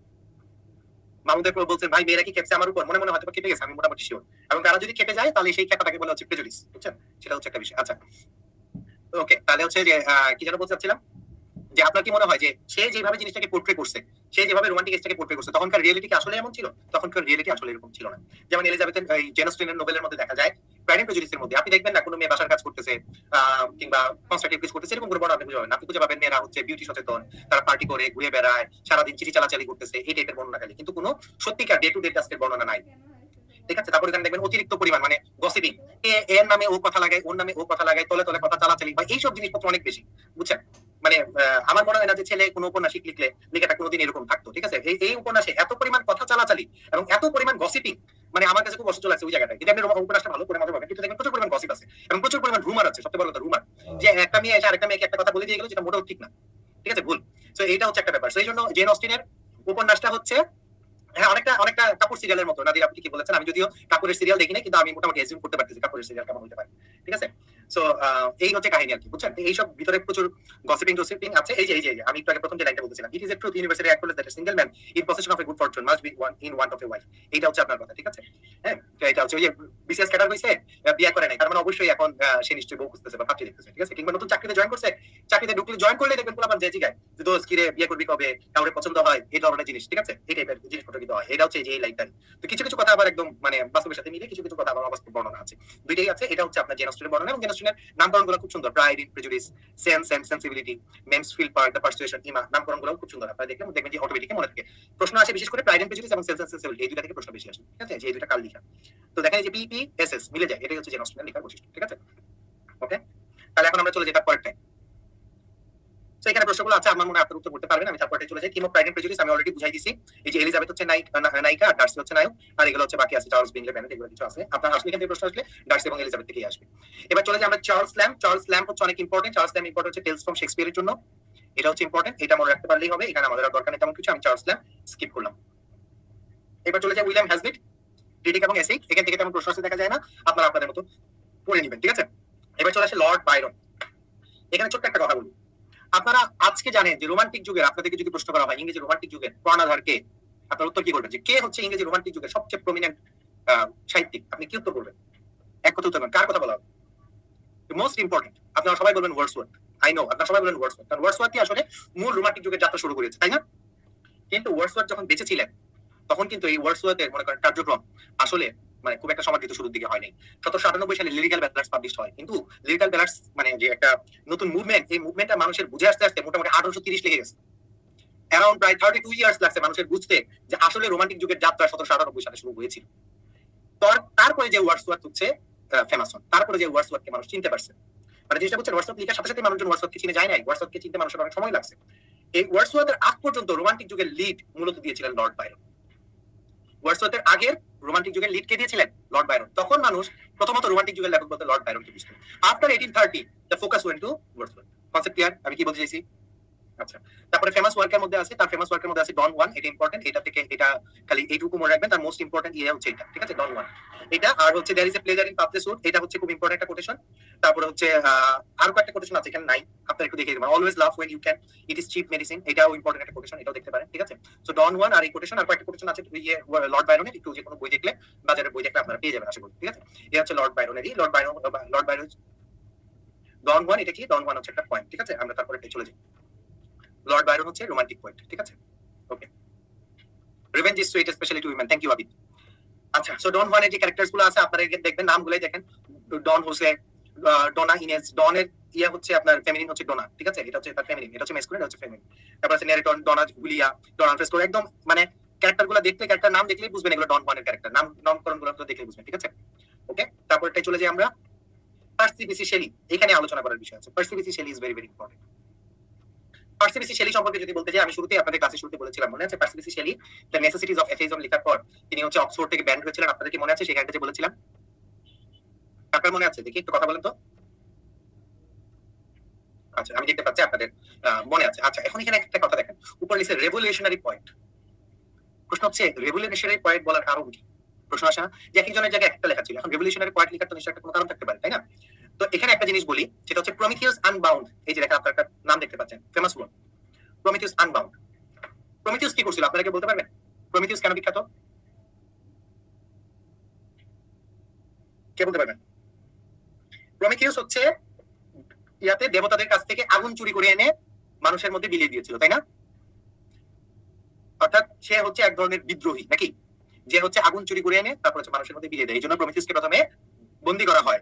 এখন এটা হচ্ছে লিখে গেছে স্কাইলাস, কিন্তু শেলি সে কি লিখছে? প্রমিথিয়াস আনবাউন্ড, অর্থাৎ এবার প্রমিথিয়াসের মুক্তি, এই যে বিদ্রোহীর মুক্তি। বাউন্ড মানে কাউকে আটকানো, আনবাউন্ড মানে তাকে মুক্ত করা। তাহলে এই শেলি হচ্ছে এই আগুন চোর প্রমিথিয়াসের মুক্তি দাবি করতেছে, তাই তো? তাহলে সে কি একটা রেভলিউশনারি পয়েন্ট হলো না? এটা কি একটা রেভলিউশন হলো না? সেটা কি একটা বিদ্রোহ, বিপ্লব হলো না? বলে কি হলো না? বলে ইয়েস বলেন, না বলে নো বলেন, ঠিক আছে। এই জন্যই হচ্ছে শেলিকে বলা হয় রেভলিউশনারি পয়েন্ট। একজন জিজ্ঞেস করতে, শেলিকে মহিলা ছিলেন? না, শেলি মহিলা ছিলেন না, ঠিক আছে। ওকে, সো এটা হচ্ছে বিষয়, তাই এইটার জন্যই হচ্ছে শেলিকে বলা হয় বিদ্রোহ। তাহলে এখন প্রশ্ন হচ্ছে, শেলি কোন বিদ্রোহ বা কোন বিপ্লবে বিশ্বাস করতেন? আপনাদের কি মনে হয়? কোন বিদ্রোহ বা কোন বিপ্লবের বিশ্বাসী? দেখি আপনাদের কাছে প্রশ্ন করলাম, উত্তর করবেন। রাজু এবং হাবিবা সঠিক উত্তর করেছেন, দেখি বাকিরা কে বলতে পারেন। তিনি ফরাসি বিপ্লবে বিশ্বাস করতেন, ফরাসি বিপ্লব, ঠিক আছে, ফরাসি বিপ্লবে বিশ্বাস ছিলেন। এবং এই জন্য উনি ওনার যে ইয়েগুলো আছে, এটাকে কি বলে, লেখাগুলো আছে, এই লেখাগুলোতে তার এই যে ফরাসি বিপ্লবের 3টা নীতি ছিল। কে বলতে পারবেন ফরাসি বিপ্লবের 3টা নীতি কি? কে বলতে পারবেন?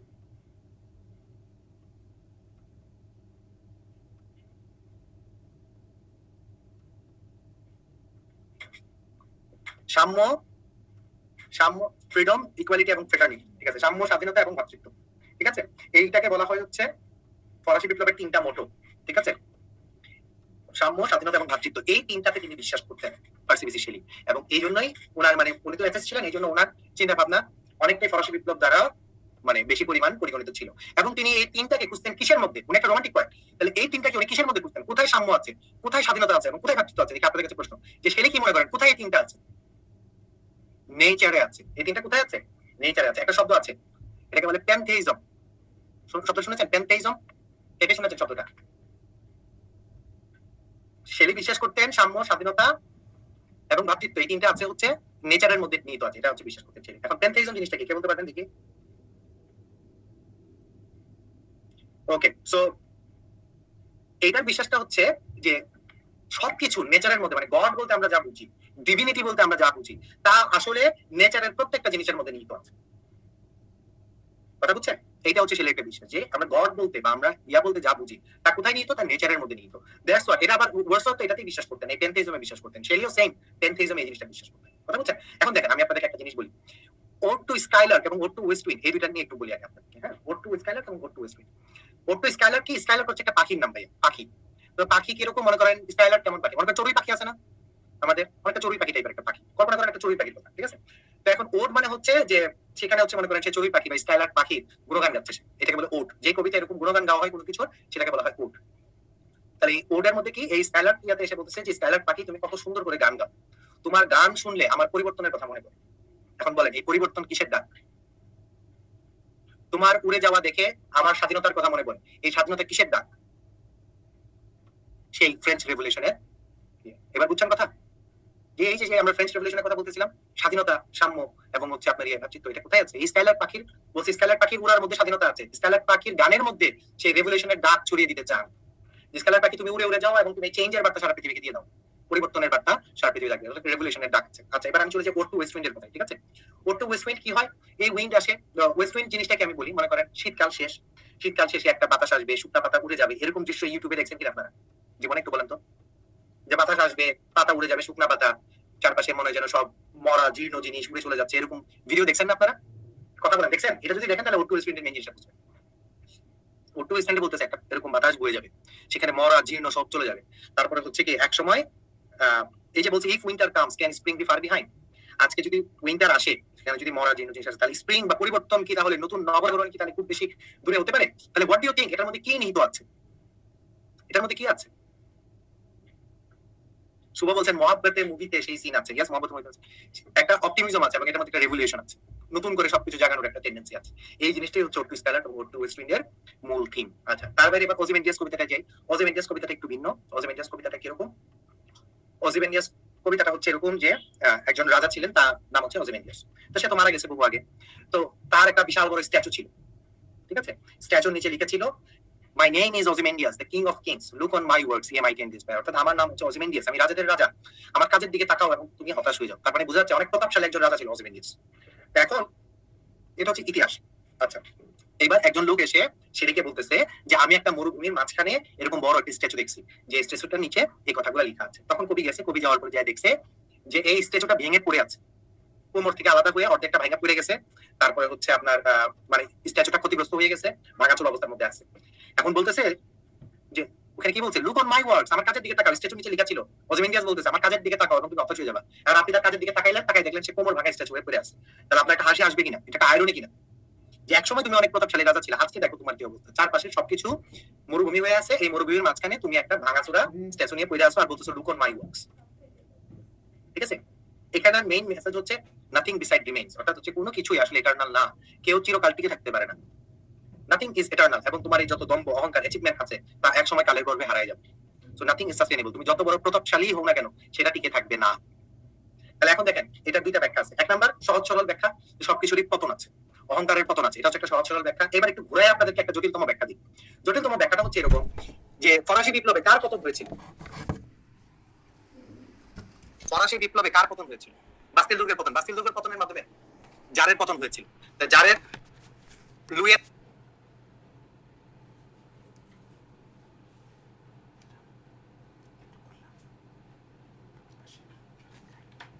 হচ্ছে সেগুলা যেগুলো আমাদের সবচেয়ে মন খারাপ করার দিনগুলোর কথা বলে। আপনি এভাবে চিন্তা করেন, আগে কি সুন্দর দিন কাটাইতাম আমরা, আগে কি সুন্দর দিন কাটাইতাম। কিংবা আপনি যদি শুনেন কফি হাউসের আড্ডাটা আজ আর নেই, আজ আর নেই, এই গানগুলো আমাদের কাছে খুব ভালো লাগে। বাবা কতদিন দেখিনি তোমায়, কেন এই গানগুলো কেন ভালো লাগে? কারণ এই গানগুলো হচ্ছে অনেক সুইট লাগে আমাদের কাছে। তার কারণ হচ্ছে এগুলো আমাদের সবচেয়ে স্যাড জিনিসগুলোর বর্ণনা দেয়, রাইট? ঠিক আছে? সো এই জিনিসগুলোর জন্য কিন্তু আমাদের থেকে আমি এতক্ষণ ধরে ওজিমেন্ডিয়াস নিয়ে বললাম, এখন আমাকে সুমাইয়া লিখে পাঠিয়েছেন ওজিমেন্ডিয়াস থেকে একটু বলা যাবে? তো এতক্ষণ কি বললাম আমি? ওজিমেন্ডিয়াস থেকে একটু বললাম, ঠিক আছে? সো এই হচ্ছে বিষয়, ঠিক আছে? ওকে, কাবি খুশি কাবি গাম না? আচ্ছা, যে যেভাবে রিলেট করতে পারে, রিলেট করে মনে রাখতে পারলেই হলো, ঠিক আছে? আচ্ছা, তাহলে আমরা চলে যাই তারপরে। আচ্ছা, এটা কি কেউ জানেন? হেডোনাইজ তো, আচ্ছা বাই দ্য ওয়ে, হেডোনাইজ কিন্তু একটা এলিজি, ঠিক আছে? হেডোনাইজ কিন্তু একটা এলিজি, হ্যাঁ? এটা কার মৃত্যুতে লেখা কে বলতে পারবেন? কিডস এর মৃত্যুতে লেখা। কিডস তো অল্প বয়সে মারা যায়, ঠিক আছে? কিডস এর মৃত্যুতে হচ্ছে সেদের হেডোনাইজ। আচ্ছা, তারপরে চলে যাই আমরা ওজিমেন্ডিয়াসের থিম। আমি কিন্তু এটা নিয়ে পুরোটা বর্ণনা করেছি, ওজিমেন্ডিয়াসের থিম কি বলেছি, ঠিক আছে? এবং এটা কিভাবে সরস লুয়ের সাথে কানেক্টেড সেটাও কিন্তু বলেছি। তাহলে এখন আমরা চলে যাই তারপরে, এগুলো আনসার আমি দিয়ে দিব। ওর টু ওয়েস্ট উইন্ডের সামারি কিন্তু আমি বলেছি, রাইট? কিভাবে ওর টু ওয়েস্ট উইন্ড কানেক্টেড। আচ্ছা, তারপরে হচ্ছে কিডস। এবার কিডসে চলে যাই। কিডস কে বলা হয় point of beauty. Point of beauty কেন বলা হয়? তিনি সুন্দর জিনিসের প্রেস করতেন, যত সুন্দর জিনিস আছে সেগুলোর প্রেস তিনি করতেন। এখন কিডস এর কিরকম সুন্দর জিনিসের বর্ণনা বলা যায়? যেমন হচ্ছে ওট টু নাইটিঙ্গেল। আচ্ছা, নাইটিঙ্গেল পাখি, নাইটিঙ্গেল পাখিটা কি আপনার কাছে অনেক সুন্দর লাগে না? নাইটিঙ্গেল বুঝেন কোকিল, কোকিল পাখি কি ভালো লাগে না আপনাদের কাছে? বলেন তো ভালো লাগে নাকি লাগে না? দেখি কার কার কাছে ভালো লাগে, একটু কথা বলবেন দেখি।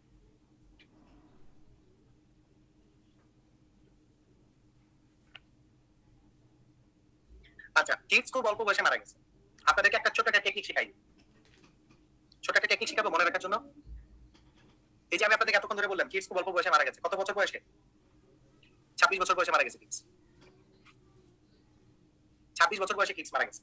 আচ্ছা, এটা তো বুঝেন যে ধরেন আমার গাছে যদি একটা গোলাপ আসে, গোলাপটা কি দীর্ঘদিন টিকে থাকবে নাকি চলে যাবে? একটা মেয়ে অনেক সুন্দর দেখতে, এই সৌন্দর্য কি তার সারা জীবন থাকবে তার সাথে? চিন্তা করেন। So, যা কিছু সুন্দর তা কিছু কখনোই চিরকাল টিকে থাকে না, বরং অল্প সময়ের মধ্যে হারিয়ে যায়। রাইট? সুন্দর জিনিস অল্প বয়সের মধ্যে অল্প সময়ের মধ্যে হারিয়ে যায়, কথা ঠিক কিনা এটা বলেন? সকালের লাল আভা দেখতে খুব সুন্দর লাগে, লাল আভা কি বেশিক্ষণ টিকে থাকে? টিকে থাকে না। কিন্তু দুপুরের কড়কড়ে রোদ দেখবেন অনেকক্ষণ টিকে থাকে। সেইভাবে সব সৌন্দর্য মরে যায়, কেবলমাত্র জয় আশা টিকে থাকে না। আচ্ছা ঠিক আছে, ওকে ফাইন। তাহলে এই যে দেখেন কিডস হচ্ছে কি বিউটির কবি, সৌন্দর্যের কবি, এবং তিনি খুব অল্প বয়সে মারা গেছেন। মনে থাকবে এখন? কিডস হচ্ছে সৌন্দর্যের কবি এবং তিনি খুব অল্প বয়সে মারা গেছেন। এটুকু দিয়ে মনে রাখা যায়? দেখেন তো রিলেট করতে পারেন কিনা। তানজিম বলছেন কিডস হচ্ছেন সুকান্ত। হ্যাঁ, কিডস হচ্ছে সুকান্ত। আপনি যে এভাবে মনে রাখতে পারেন, এভাবে মনে রাখেন। ঠিক আছে? সো যিনি পয়েন্ট অফ বিউটি ছিলেন তিনি খুব বেশি দিন বেঁচে থাকতে পারেন নাই। এখন আমি একটু যাই নাইটিঙ্গেল পাখির কথা চিন্তা করেন। নাইটিঙ্গেল পাখি অনেক সুন্দর, তার গান অনেক সুন্দর, ভালো লাগে। কিন্তু মনে করেন সেই নাইটিঙ্গেল পাখি হচ্ছে আপনার তার সৌন্দর্যের বর্ণনা কিডস করেছেন। এখানে বিপ্লবের ডাক কিংবা বিদ্রোহের ডাক খুব একটা নাই। সেটা যেরকম বিদ্রোহ বিপ্লবের অনেক টাকা কি করছে, কিডস অতটা ডাক দেয় না। কিডসের ভিতরে যে জিনিসটা ছিল সেটা হচ্ছে পালিয়ে যাওয়া, সেটা বলে এসকেপিজম। যেমন এসকেপিজম বলতে কি, আপনাকে একটা বাস্তব গল্প বলবো, বাস্তব গল্প শুনবেন না? বাস্তব গল্প, আচ্ছা আমি বলি। আগেকার দিনে মানুষের যদি সমাজে হতাশা আসতো, মানে জীবনে যদি হতাশা আসতো, তখন মানুষ এরকম বলতো কি না যে সবকিছু ছেড়ে ছুড়ে আমি সন্ন্যাসী চলে যাব, সন্ন্যাসী হব, সমাজ টমাজ থুয়ে চলে যাব, ভাল লাগে না আমার এই জীবন, ভাল লাগে না এই গ্রাম, ভাল লাগে না এই সমাজ। এরকম শুনছেন কখনো? এখনো দেখবেন মানুষ অনেক সময় মুসলিম সমাজের মধ্যে এরকম একটা আছে, মানুষের জীবনে হতাশা আসলে মানুষ চিল্লাই চলে যায় 40 দিনের। মানুষ হতাশ হয়ে গেলে তখন দেখবে 40 দিনে চিল্লাই চলে যায়। কেন এই চিল্লাই চলে যাওয়া হচ্ছে? তার অ্যাপারেন্টলি চারপাশের সমস্যা থেকে এক ধরনের পালাই যাওয়া। আমার কিছু ভালো লাগে না, আমি জায়গা এগুলা থুয়ে থুয়ে এরকম পালাই যাওয়ার একটা টেন্ডেন্সি আছে মানুষের মধ্যে, বলেন? অর্থাৎ সে সমস্যাটার সাথে মুখোমুখি হতে চায় না, ওরা কোনো একটা থ্রুতে সে সমস্যা থেকে পালাই যেতে চায়। এই জন্য দেখবেন যে অনেকেই দেখবেন যে যারা তাবলিগে যায় বা ঈদ করে, তাদের অনেকেই দেখবেন যে হতাশ থাকে তাদের জীবনে ব্যর্থতা থাকে, কিংবা তাদের কোনো একটা স্টোরি থাকে বলার মতো। এইটাকে বলে এসকেপিজম। এই কিডস এর কবিতায় এসকেপিজমের পরিমাণ অনেক বেশি। কিডস এর মধ্যে পালাই যাওয়ার প্রবণতা অনেক বেশি, এবং তার নাইটিঙ্গেল বলেন, ওট টু অটাম বলেন, ইসাবেলা বলেন, তার প্রত্যেকটার মধ্যে এই থিম অফ এসকেপিজম আছে। কথা কি বুঝছেন আমি কি বলছি? বুঝে থাকলে ইয়েস বলেন, বুঝে না থাকলে নো বলেন। যেমন নাইটিঙ্গেল পাখিকে বলে, নাইটিঙ্গেল পাখি তুমি চলে যাও, যাওয়ার সময় আমাকেও তোমার সাথে নিয়ে যাও, এই সমাজে আমি আর থাকতে চাই না। অর্থাৎ সে সমাজ থেকে পালাই যেতে চায়। ঠিক আছে, ওকে? আমি বলতেছি না যে না, এখানে জুমার আবার বলতে, আমি বলতেছি না যে সবাই চিল্লায় যায় এই কারণে, আমি সেটা বলতেছি না। আমি বলতেছি কেউ কেউ চিল্লায় যায় এই কারণে যে আমি সমাজ থেকে কিছু দূরে গিয়ে আল্লাহর নাম নিলে আমার কাছে ভালো লাগবে এবং আমি মানে স্টেবিলিটি ফেরত আসতে পারবো। ঠিক আছে, অবশ্যই আল্লাহর নামই যায়, কিন্তু মানে আমি এটা বলতে চাচ্ছি যে কিছু সময় তারা সমাজ থেকে দূরে থাকতে চায়, এটাও একটা কারণ অনেক। আমি সেটা বলতে চাচ্ছি। আমি বলতেছি absolutely everyone, but there are some people who do does it. ঠিক আছে, who do it for this reason. So এটা হচ্ছে একটা বিষয়। ওকে, সো আরেকটা হচ্ছে যে পয়েন্ট অফ বিউটি যদি জন কিডস হয়, তাহলে হচ্ছে a thing of beauty is joy forever. এই কোটেশন কার হবে বলেন? এ থিং অফ বিউটি, এই কথাটা কার হবে? কে এই বিউটির কথা বলবে? আপনারাই বলেন আমাকে। পয়েন্ট অফ বিউটি যদি কিডস হয়, তাহলে থিং অফ বিউটি কার কোটেশন? জন কিডস এর উদাহরণ, কিডস এর কোটেশন এটা। Beauty is truth, truth beauty. তাহলে এত বিউটির কথা কে বলবে? কিডস বলবে। মনে থাকবে এখন? রিলেট করা যায়? রিলেট করা যায় দুটো কোটেশনকে? দেখেন তো। ঠিক আছে, এরকম করে আপনারা দেখবেন, বাকিগুলো রিলেট করবেন, আশা করি মনে থাকবে। ওকে, তাহলে আমি তারপরে চলে যাচ্ছি সামনে। ওট টু নাইটিঙ্গেল, আমি অলরেডি এটা কাহিনী বলেছি। নাইটিঙ্গেল পাখিকে দিয়ে হচ্ছে সে পালাই যাওয়ার চিন্তা ভাবনা করে। ঠিক আছে, সেটার জন্য হচ্ছে এরকম, এটা হচ্ছে তার main theme. It's is called, কিডসকে কি বলা হয় দেখি, এটা পারেন নাকি? আমি একটু দেখি, এটা লঞ্চ করে পোলটা দেখি।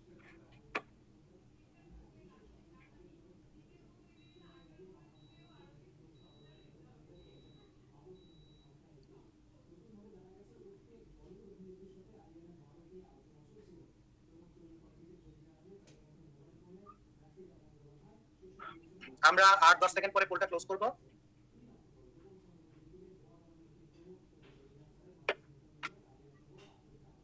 একটু দ্রুত উত্তর করেন, আমি দেখতে পাচ্ছি পার্টিসিপেন্টের সংখ্যা অনেক কম।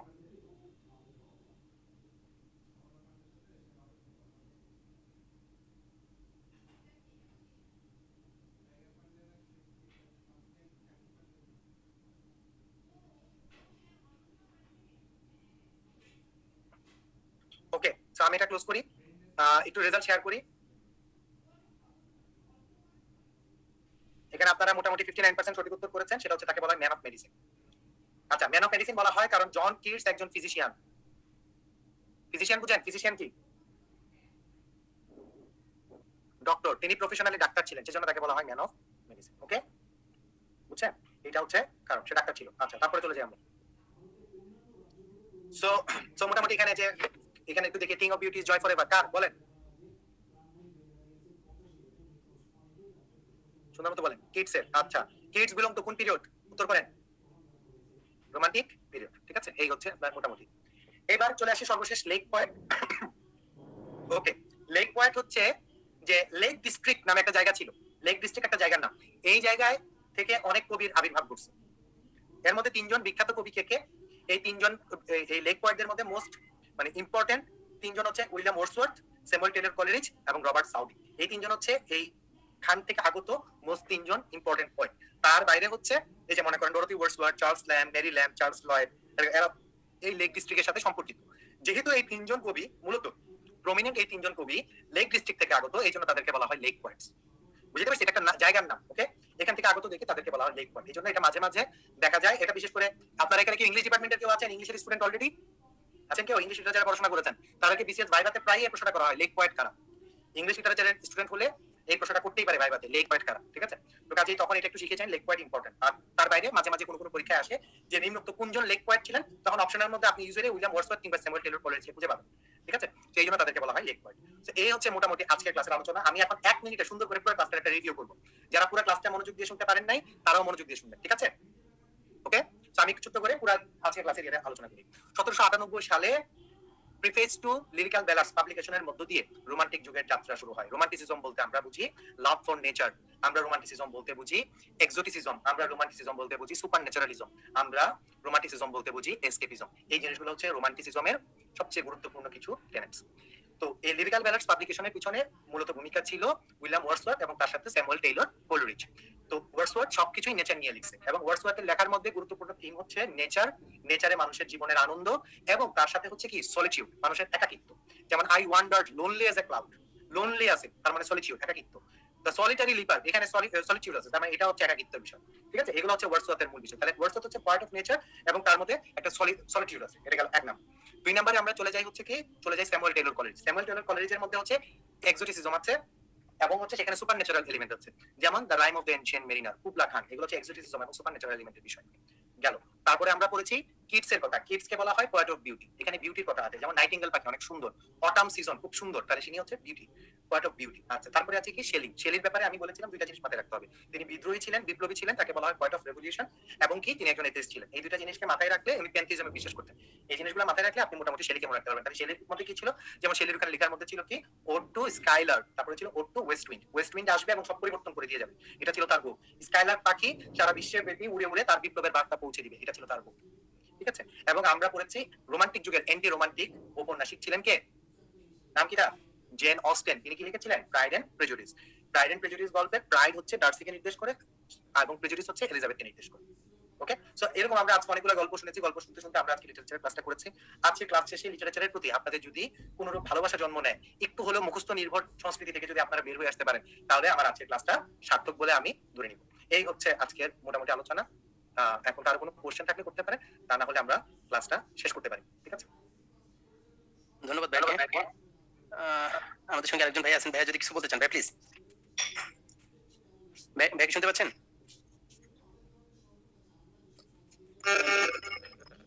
ভাইয়া কিউ এন্ড এ একটা কোশ্চেন আছে, যদি একটু দেখতেন ভাই প্লিজ, এটা শেষ করে দিই আমরা ক্লাসটা। আমি কিউ এন্ড এর আনসারগুলো দিয়ে দিচ্ছি, প্লিজ প্লিজ। ওকে, একজন প্রশ্ন করেছে যে এইটা কি দেখলে একটা স্পিরিচুয়াল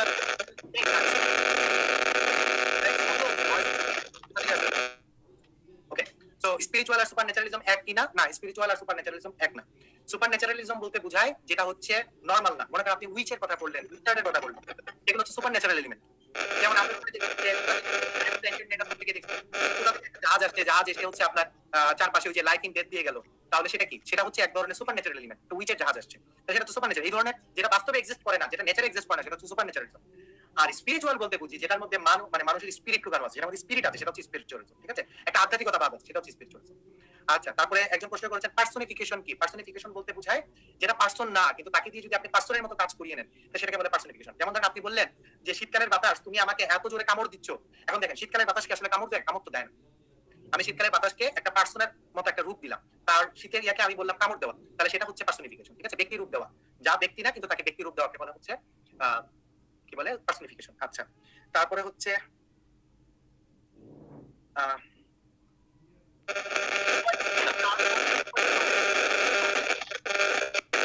সবগুলো নামই কিন্তু দেওয়া আছে, আপনারা একটু নামগুলো নাম করে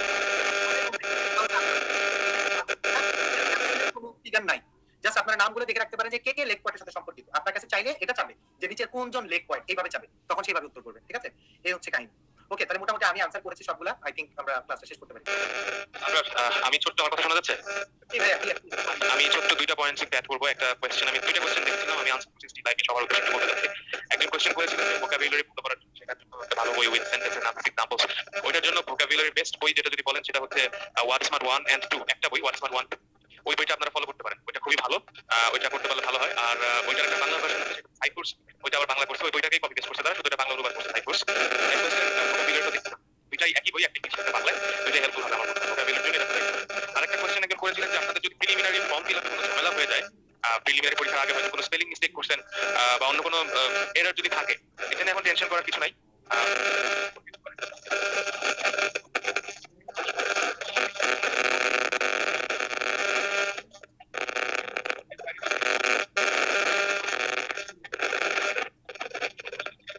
আপনার কথা বোঝা যাচ্ছে, আপনি কি ভয় লাগছে?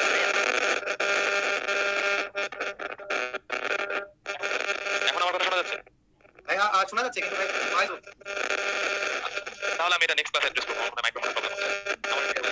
আচ্ছা, মাহমুদ ভাই বারবার জিজ্ঞেস করছেন যে মেরি শেলি আর পার্সিবিসি শেলি কি একজনই? না, মেরি শেলি হচ্ছে পার্সিবিসি শেলির বউ। ঠিক আছে, মেরি শেলি হচ্ছে পার্সিবিসি শেলির বউ ছিল। ওকে, সো আই হোপ ভাইয়া তাহলে আমরা ক্লাসটা শেষ করতে পারি।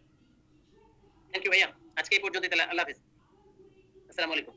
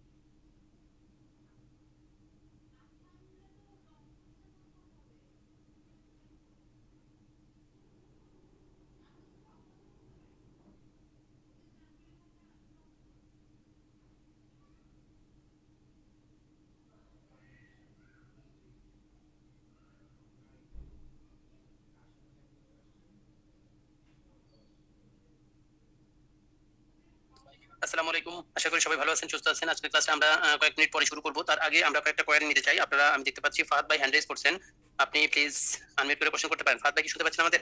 জি আসসালামু আলাইকুম। ওয়ালাইকুম আসসালাম। ফাহাদ ভাই ভালো আছেন? জি আলহামদুলিল্লাহ। আমার কোশ্চেনটা আবার ভাইয়ের কাছে। প্লিজ আমি জাস্ট মিনিট, আমি একটু ভাইকে ডেকে নিচ্ছি। ভাই কি আমাকে শুনতে পাচ্ছেন? আবরার ভাই আসসালামু আলাইকুম ভাইয়া, শুনতে পাচ্ছি। জি ভালো আছেন? ভাইয়া ফাহাদ ভাই আপনাকে কিছু বলতে চান? ভাইয়া লাস্টে প্রিপজিশনে ক্লাসটা করিয়েছিলেন বা ছোটবেলা থেকে যেটা জেনে এসেছি সেটা হচ্ছে সিট অন এ চেয়ার হয়। আমি গতদিন মুনজারিন শহীদের বইটা একটু দেখতেছিলাম ভোকাবুলারি, ওইখানে দেখতেছি সিট ইন এ স্টুল বা সিট ইন এ চেয়ার। এটা যদি একটু ক্লিয়ার করতেন ব্যাপারটা। এটা আমার কোশ্চেন আরকি। কোন কনটেক্সটে লিখেছেন তা তো জানি না, এখন এটা না দেখে কিভাবে বলি? মানে উনি জাস্ট আরকি নরমালি চেয়ারে বসো, সিট অন দিস চেয়ার বলাই যায়, সমস্যা নেই। আচ্ছা আচ্ছা, মানে সিট ইন এ চেয়ার এটা না দিলেও সমস্যা নেই। ওইখানে আরকি মানে দেয়া আরকি সিট ইন এ চেয়ার, ওটা নতুন দেখলাম ওইজন্য আরকি আমি ক্লিয়ার করে নিচ্ছি। হ্যালো।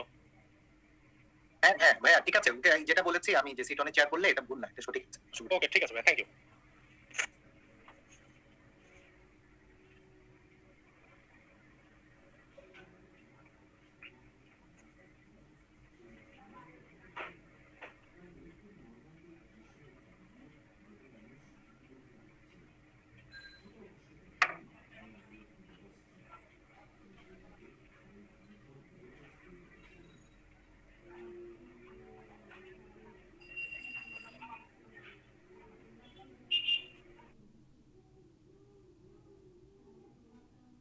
ভাইয়া আমাদের মনে হয় নামাজের টাইম শেষ। আমরা মনে হয় শুরু করতে পারি যদি কোনো অসুবিধা না হয়। আমার ধারণা এতক্ষণে নামাজ শেষ করে সবাই এসে আমাদের সঙ্গে অ্যাটেন্ড করছেন। তো ভাইয়া যদি আমরা শুরু করি প্লিজ।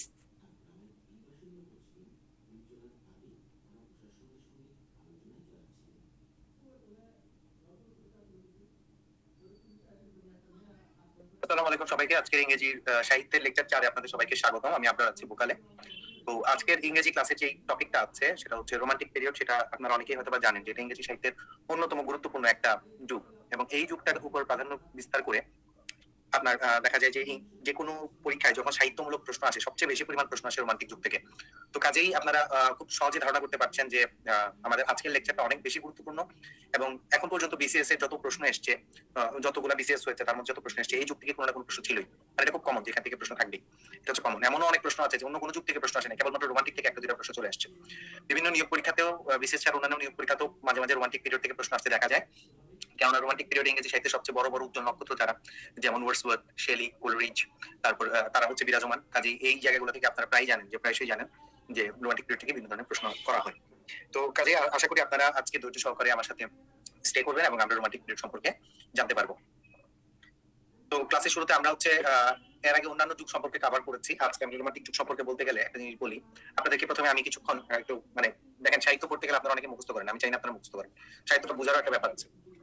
আমরা যখন আগে কবিতা কি আমি যখন ছোটবেলা, আমি নিজেও কবিতা লেখার চেষ্টা করছি। তো কবিতা সবাই লিখে, প্রেমের ছেঁকা খেলে কবিতা লিখে, জীবনে ব্যর্থতা আসলে কবিতা লিখে, হতাশা থেকে কবিতা লিখে, আনন্দ থেকে কবিতা লিখে। হ্যাঁ, কবিতা যেমন আমরা কবিতা লিখতে গেলে অনেকেই মনে করেন আমি যদি লিখি ওহে আমার খালু দাও 1 কেজি আলু, এটাও কিন্তু অনেকের কাছে কবিতা মনে হতে পারে। ঠিক আছে, কারণ এখানে কি খালু আলু মিলিয়ে ফেলেছি, ছন্দ মিলাতে পারলে কবিতা হয়ে যায় আমাদের কাছে। কিন্তু কবিতা মাত্রই ছন্দ নয়, ছন্দ কবিতার কোনো গুরুত্বপূর্ণ, মানে ছন্দ বলতে এই যেরকম এন্ডিং রাইম, এন্ড রাইম, ঠিক আছে, যে খালু আলু এরকম মিলাইতে হবে, সেরকমটা কবিতার জন্য কোনো উল্লেখযোগ্য শর্ত না। আপনি যেমন ছোটবেলায় আমরা মনে করেন এরকম করেছি, বাঁশ বাগানের মাথার উপর চাঁদ উঠেছে ওই, মাগো আমার শ্লোক বলা কাজলারি কই, এই কই মিলাইতে পারলে আমরা মনে করি যেন আমরা কবিতা লিখে ফেলছি। না, কই মিলাইলেই কবিতা হয় না। তো কবিতার একটা বড় বৈশিষ্ট্য হচ্ছে কবিতার মধ্যে একটা মেসেজ থাকে। কবিতার মধ্যে ছন্দ মানে এরকম রাইমিং জিনিসটা এসেনশিয়াল কোনো কোয়ালিটি না। আপনারা যখন হয়তো বা কলেজে পড়তেন তখন হয়তো মনে আছে কিনা, শামসুর রহমানের একটা কবিতা ছিল একটি ফটোগ্রাফ। কবিতার মধ্যে কবিতার বাক্যগুলো এরকম ছিল যে কি জানো, এই যে আসুন বসুন, আসুন তো ভালো, আছেন তো ভালো ছেলে মেয়ে, কিছু আলাপের পর দেখিয়ে সফেদ দেয়ালের শান্ত ফটোগ্রাফিকে বললাম জিজ্ঞেস অতিথিকে। দেখেন এখানে যেমন রাইমিং কিন্তু কোনো গুরুত্বপূর্ণ অ্যাক্সেস না, কোনো ইম্পর্টেন্ট রাইমিং আমরা খুঁজে পাই না, কিন্তু এটা কিন্তু একটা সাকসেসফুল কবিতা এবং অনেক সুন্দর একটা কবিতা। তাহলে কবিতা কি, এটা একটা প্রশ্ন আমাদের কাছে আসে। এই কবিতা কি, এই জিনিসটা সবচেয়ে সুন্দর ডেফিনিশন দিয়েছেন উইলিয়াম ওয়ার্ডসওয়ার্থ তার লেখার মধ্যে বলেছেন, poetry poem is spontaneous overflow of powerful feelings. অর্থাৎ কি এই জিনিসটার মানে কি? Spontaneous overflow of powerful feelings, এটার মানে কি? আমার মনের মধ্যে একটা ভাব জন্ম নিয়েছে, আমার মনের মধ্যে একটা ফিলিংস এসছে, আমার মনের মধ্যে একটা যে ফিলিংসটা আছে, সেই ফিলিংসটাকে আমি লিখে ব্যক্ত করতে চাই। মানুষ কেন প্রেমে পড়লে কবিতা লিখে, মানুষ কেন ছেঁকা খেলে কবিতা লিখে? কারণ তখন তার মনের মধ্যে একটা পাওয়ারফুল ফিলিংস এর স্পন্টেনিয়াস ওভারফ্লো হয়, একটা শক্তিশালী একটা ফিলিং তার মনের মধ্যে জন্ম হয়, তখন সে অটোমেটিক কবিতা লিখতে চায়। আপনারা কি আমার সাথে এগ্রি করেন? দেখি চ্যাট বক্সে জানান তো। এগ্রি করলে ইয়েস লিখেন, এগ্রি না করলে নো লিখেন। যখন চেকা খায় তার মনের মধ্যে একটা খুব স্ট্রং একটা ফিলিংস জন্ম নেয়। যখন সে কারোর প্রতি ফল করে তখন তার মনের মধ্যে একটা স্ট্রং ফিলিংস জন্ম নেয়, এই জন্য তার কবিতা লিখতে ইচ্ছা করে।